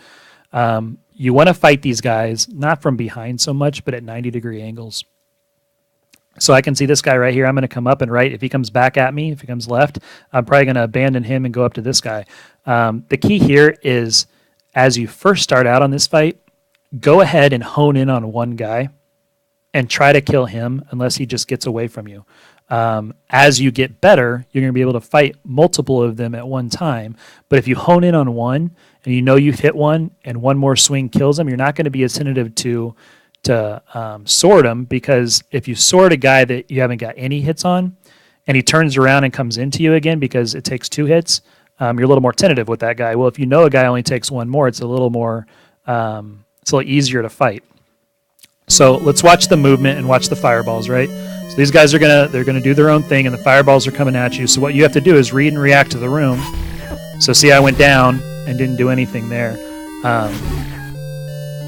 I'm going to follow that guy, kill him. If you've got beam sword, you can use beam sword. If they're being jerks, they're being jerks. It happens. See how he turned on me? You got to kind of anticipate them not only turning direction, but a lot of times if you're chasing them on a tile, they will turn right back at you. If you've gone 3 or 4 tiles and they haven't turned around, they're getting ready to turn around, I promise you, every single time. So be ready to move up, down, left, and right. What I'm doing when I'm attacking this room quickly is I'm watching the turret balls, and I'm watching the turrets fire. And if I'm going to take a hit, I'd rather take a hit from the turret. I'll walk into a turret hit before I'll walk into a darknet hit, because a turret hit won't hurt as much, especially with the blue ring. But later on, as you start dropping that and stuff like that, the turret hits are way better if you have to take one than a darknet hit, because those are 2 hearts. So we got through here. We're just going to go up. In this next room, all you have to do is just get to the north door, however you can. So if they part the seas for you, that's great. If you have to come right or left or whatever you got to do, all this room does is waste your time. So you can build hearts in there if you want to try it and that type of thing, but I wouldn't do it. Okay, so this is, again, the same situation as we had the last time. This is Blue Lagoon 2 is what a lot of people call it. So the important thing here to realize is we don't have the turrets in the corners anymore. Now they're in the middle. The advantage of the middle is that if we were to fight from these 2 squares right here in the middle, these guys will not fire. They'll turn off. So then we just have to look at the blue darknet. So the safety strat is to knock out a couple of these guys and then sit in the middle here and wait for them to come by and fight them from the middle. That's the best way to do it. The non-safety strat is just to go full bore, and if you've got half a heart off your life right now, you can attack these guys pretty easily. So I'm going to try to take out a couple of them. All right, so now if I'm sitting here in the middle, these guys can't fire.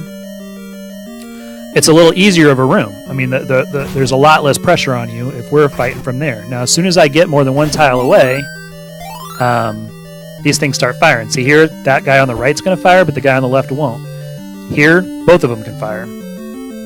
So if I sit here, and if I base, set up camp right here, and this is where we're going to start attacking these guys from, those guys can't fire. So this is the slower way to do it, but it's the safe way. If you're worried about this room, worried about losing life, losing a run, attack that room from that position right there, and things are going to go a lot better for you. As you get better at dodging fireballs and reading the dark nets, that's when you want to venture out and start chasing them down. This room here, all we got to do is just get the heck out of dodge. We're just trying to get over there as easily as possible. And here's one place where bubbles usually suck. You don't like bubbles because they take away your sword. Well, here you can use bubble hits to turn yourself invincible for like a half second and knock you towards the stairs if you can. So if you have to take things out while you're waiting for things to clear, go for it. If you want to try to get bombs, those guys can drop bombs. The whole room, take out the whole room, you can get bombs too. All right, so I'm just taking this out for a second so I can talk. I'm going to save state here. One of the things that I usually do in runs, especially as you keep progressing and let's say you're short on hearts and you know you've got a pretty hard fight coming up, if you're good with arrows, put the bomb there because that's going to blow a hole in the wall above that we need to blow a hole in. Switch to your arrows, come over here, go down and then go across.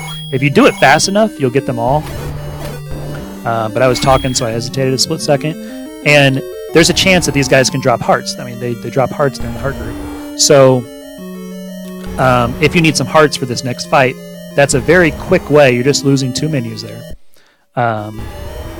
Or 1 menu because you've got to switch to the recorder anyway after this fight. And you can take these guys out. Otherwise, what you're doing, if you're full on hearts, you're dropping the bomb here, and you're coming around and you're going to just sword right here and go through. But this is a good way to pick up some hearts.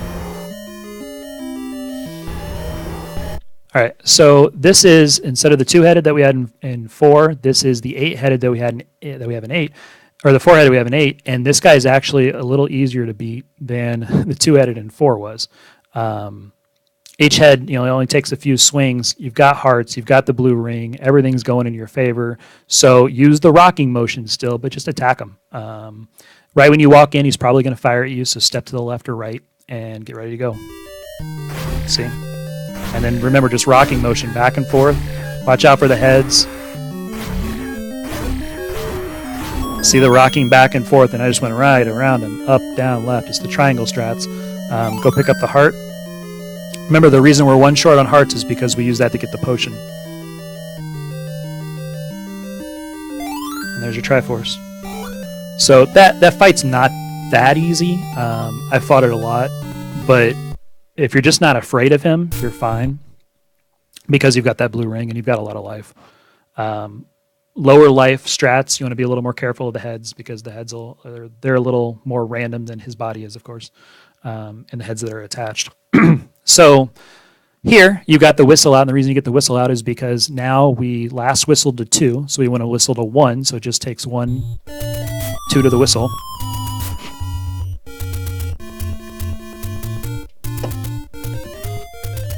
And we're at 1.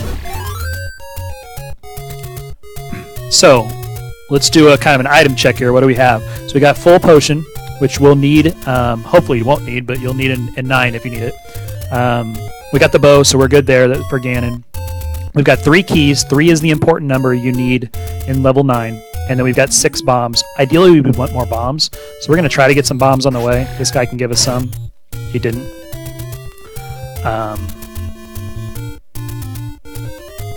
But I'll show you how to clear out level 9 without the bombs.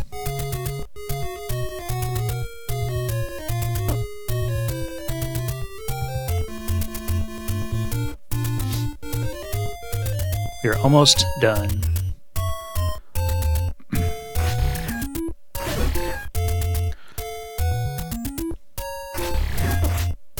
Try not to get hit. Like I just did. The big thing there is just watch the Lionels and their swords. So we needed a bomb to bomb in, right? So we're at 5. We're going to need a bomb in this third room to bomb left. That's 4. And we need 3 more bombs after that. So we're running up against it as it is.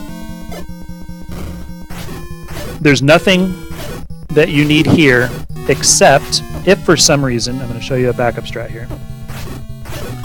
If for some reason you made it to this point and you look up and you have 2 keys, the important thing before you leave this room is to make sure you have 3. There's a key here if you clear this room out. The route that I showed you, you get 3 keys so you could just bypass this. But there's a fail-safe backup just in case you needed that one. Alright, so here's another reason that you want to do that block clip, because you can skip fighting these guys. They're not hard, right, with the Master Sword. But that's how much time they take, and then you have to come over here and push.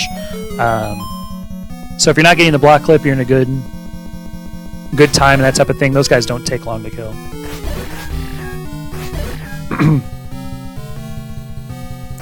This room here, we're just trying to get out of this room and go right. No strategy, no anything. There's time save strategies when you get more advanced, hitting them a couple times and buffering through them and all that stuff. But not for their first. Sorry. This guy here can be a jerk sometimes and fire at you. I'm going to try to light this up real quick.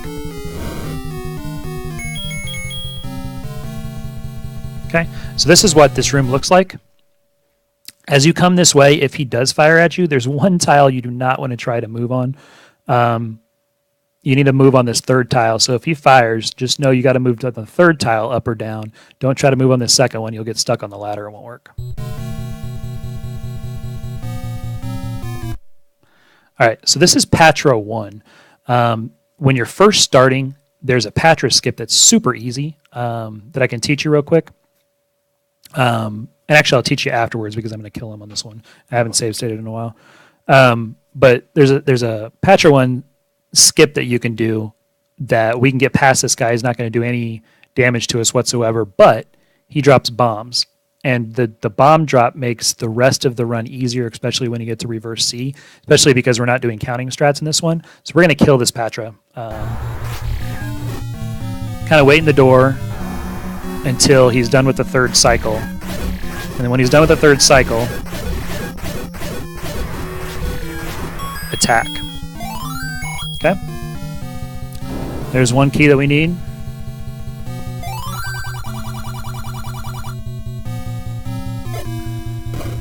And now we have 8 bombs. It's going to make this go a lot better. So I'm going to save state here. This room is a read and react room. Okay, so we're going to have 2 of these orange guys, and then we're going to have 3 blues. What I do is I find the orange ones first, and we're going to take them out. Okay, and they were both there. And then I still, even on the route that I run, I still fight these guys from this bottom corner on the bottom here. One, I think it's quick because they generally tend to come right. So I think it's pretty quick to take them out. You'll see a lot of the better players, better than me, fight them up in here. I still come down to this one because I'm trying to preserve health in level 9. So the key to this room, find the oranges, take out the oranges, and then play it safe. Unless you don't want to play it safe. It's up to you. Okay. So coming out of this room is an easy one. These are gels. So I'll tell you that this room is very important as you start going on. It doesn't seem important now, but because there's 5 gels that you can bomb, and there were 4 keys in the other room, if you think about it, if you took a bop anywhere in the other room, especially right before you killed the last one, and you kill the last guy, and you kill all 4 keys, that's 5, and there's 5 here. You get a bomb drop off these guys just with the last kill in the last room we just did, and the 4 keys in these 5. So we can easily get a bomb drop here if we wanted one.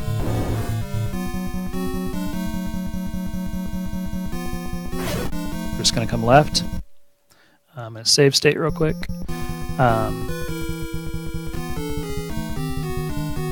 Now this dude here is another patcher that you can kill and make life easier on you later.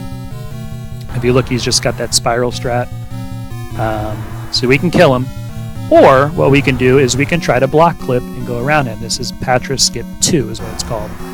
So you come down here. If he starts coming down, it's going to be very hard to do, especially early on, and that's what he's doing. If he does that, you can come over here and try to do the skip. Otherwise, we can just fight him. I was talking so much, I just wanted to... The life is fine. I mean, we have potions. We're totally fine. Killing him now, and usually, I mean, if you make that decision, a lot of times you fight him from this side. I was just showing you that you can come over here and do the skip as well. And I'll show you the skip later. I've got 2 skips on the save state, so I'll show you. But I'm showing you the beginner route. So killing this guy now makes life easier on the back end, because after we come out of getting the silver arrows and reverse C and all that stuff, we don't have another patcher to go through. Okay. So we're going to save state again here. When we come out of here, we're going to have 2 of these orange whiz robes pointed at us and 3 blue ones ready to fire. We need to get to the room to the north. The quickest way of doing that is going up and just killing the orange guy above us, and bombing. Or if you need bombs, you can attack both orange guys right away, hope one of them gives you a bomb drop, and then bomb north. We've got bombs, so we're just going to kill the first one. Alright, so getting a clock here, the strat I would do is leave 1. That way when you come back to this room, if you do it quick enough, there's only going to be 1 there, right? Alright, so this is reverse C. This is the room that even advanced level players have problems with. Some of the best runs are lost in this room because not only do you have the 3 blue whiz robes, you've got 2 orange ones, but you've got these 3 bubbles and limited space. Usually you like to fight these blue guys from the bottom row. That's what I've been telling you the whole night, right? Now you don't, because if you get bubbled down here, it's a death sentence. Because 1, it's hard to get unbubbled because they tend to follow you. And 2, there's just nowhere to go. So you want to get over here to this left side, and you want to use your bombs down until you have 2 bombs left. You only need 2 bombs for the rest of the run. So I got 4 bombs to play with. So I'm going to try to bring these blue guys over to this corner. I'm going to stab this guy and try to bring him over to this corner and fight them with bombs down here. If I have to chase, I have to chase, but I'll do it from the middle of the room, not the bottom.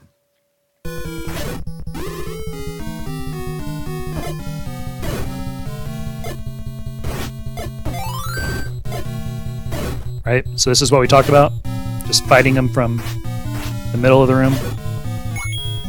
So it wasn't a fast reverse C, but that's the most efficient way you can do it. And sometimes you can get groups of them down here. And you can take them out with 2 or 3 bombs and just knock them out. So I was lucky I got a bomb drop in the middle there, but even if I didn't, I would have been left with 2 bombs, which is all you need for the rest of the run anyway.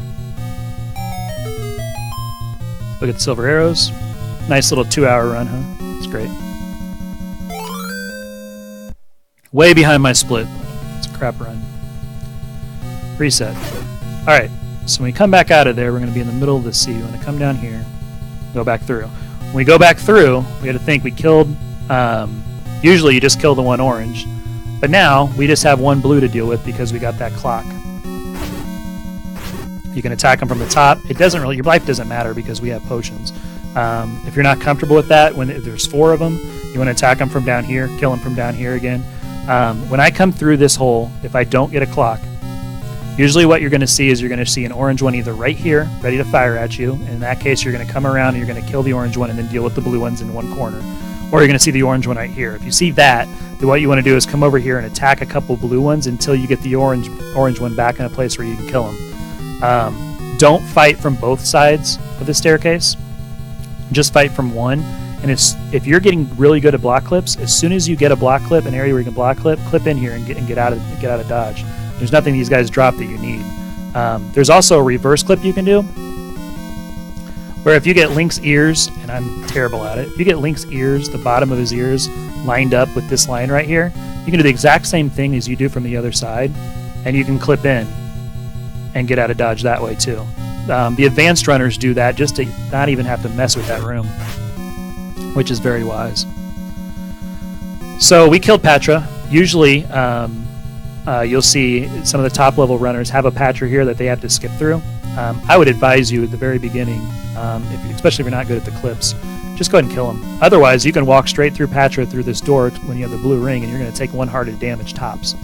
So if you clip through here, got around them without killing them, you're going to come out of here, you're just going to hug this, go straight up through here. We don't have to worry about that, but I just wanted to show you what you do.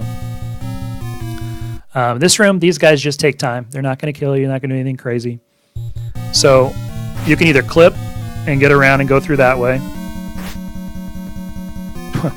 or you can fight your way through the middle of this. Fighting your way through the middle is easier because you don't have to execute the clip, and it can be faster if they just get out of your way. But just come through the top. Here, if those guys do that, and they converge up here, all you can do is just walk straight through.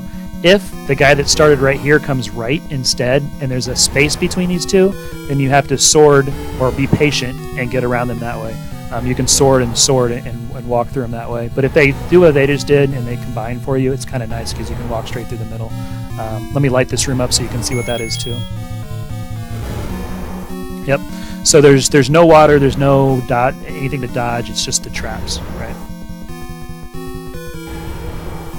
So this room, see I've got a couple orange guys.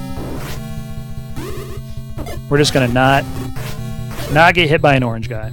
Bomb left. All right. So this room is going to be 2 blues, 2 oranges, 4 traps.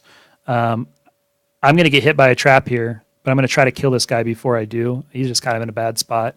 But what I like to do is I like to find the oranges, kill them over here, wherever they are, and I'm going to come to the middle of the room, and I'm going to use all of the bombs but 1 to kill these guys. I probably need a couple of them, but we'll see what happens here. Yeah, so I got him. I was able to get him. So I plant a bomb, I plant another one, and a sword. And that's the easiest way to clear that room. So you come in, find the orange guys, kill the orange ones, and then meet the blues in the middle. Drop a bomb right in here. You'll hopefully weaken both of them. It only takes 2 more hits after that. Drop 2 bombs, it only takes 1 hit. We're going to come down here.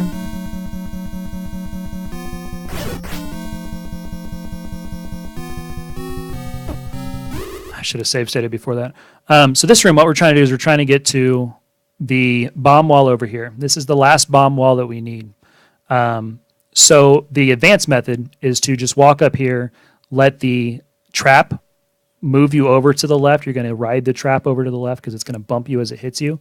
I held down and I haven't save stated in a while, so we're just going to roll with it.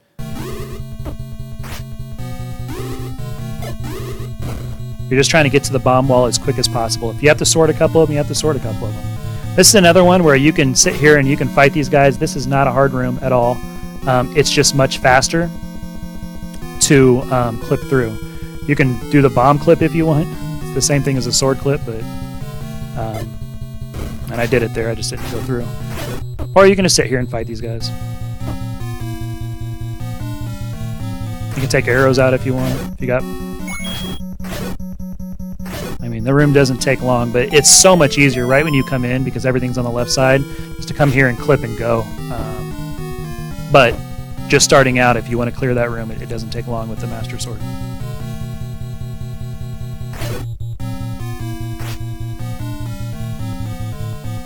So this is Patra.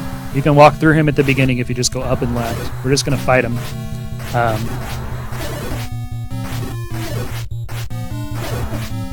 Gosh.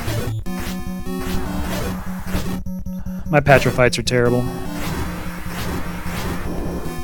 But that's why I'm doing a beginner's guide. So I'm going to drink a potion here so we can look at Ganon for a second. I'll save state after the fill, I guess. We could have beat this without using the potions there. But we're going to come in here and we're going to let him fly around the room for a little bit so you can kind of take a look at what he does. So you can switch to your arrows, and this is the last fight.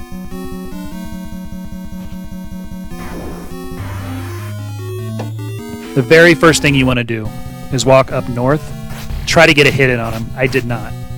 If you can get a hit right there, it's going to make your life easier because you come down here and try to swing your sword and lock him in there. Otherwise, what he's doing right now is he's going in a figure 8 pattern. Okay? So I'm going to sit over here for a second and just kind of dodge fireballs. He just bopped me. So in the room, the safest spot to be is right here. Okay, so he bopped me a couple times. He's sitting over here on this side. But he's just going to go in a little figure 8 pattern, throwing fireballs until you're able to sword him. Okay? Once you sword him, he appears. So he's doing a figure 8 pattern. You don't know, it's not like he's continuously going this way, then down this way, then back. It's not like a continuous one. He can go whichever way he wants to. But what you're trying to do is you're trying to find him. So the strat you can use is to get over in this corner and swing, right? And you'll eventually find him. Once you've hit him 4 times, you can shoot the arrow and kill him. So again, what we're trying to do is come up to the top. You want to hit him as soon as you can early. Try to get an early hit on him. So you see where he's sitting above that eye. See how we got a hit? He didn't come over to the left. He went to the middle and the right, the bottom right. So we're just going to sword. We got the blue ring.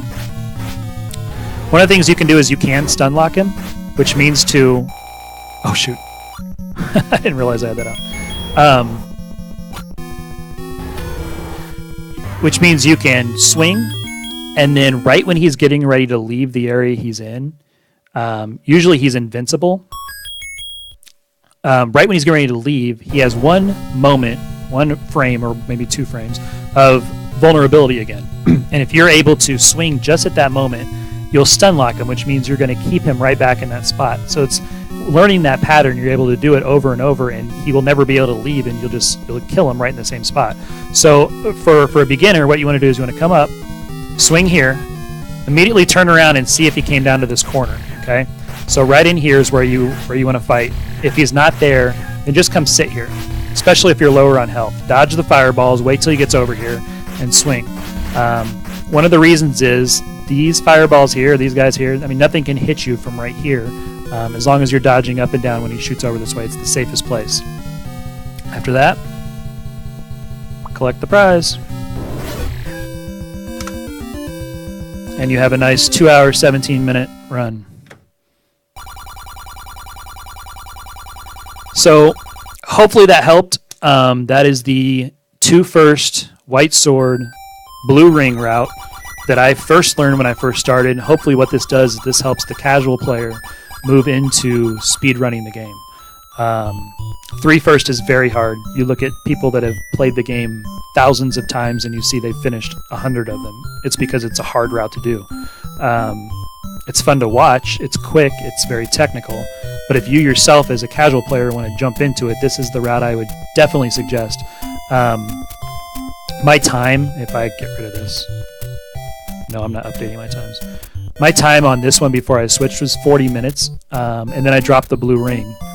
And then after that, I went into just the 2 first white sword, and I got down to 36 minutes. And after that, I dropped the I went to red candle, which was a little faster, and then I switched ultimately to the world record route. But this is a good one to start on, just to learn the full game, learn the strategies. Even in let me get off this. Even after a while of doing this route, you don't have to change anything. Keep the route and then start counting and forcing bombs. And you'll become more efficient once you start, okay, I got bopped here, so now my count's on 1, so I can force on 10. Once you learn those things, you can do that within this route. And you can take this route and you can alter it a little bit once you get good at screen scrolling, and you can do the world wrap route of this. And all you're doing is you're losing a heart on the coast, but you can do that route. So this route's pretty flexible, but it's very good for beginners. If you have any questions, please feel free. Shoot me a message, leave me a comment down on YouTube. Come into my stream. I stream quite a few nights of the week, and I enjoy playing Zelda. So thank you to everybody who helped me along the way. Hopefully this fills a gap and fills a niche that we had here for the very, very beginning runner. You guys have a good night. Thank you.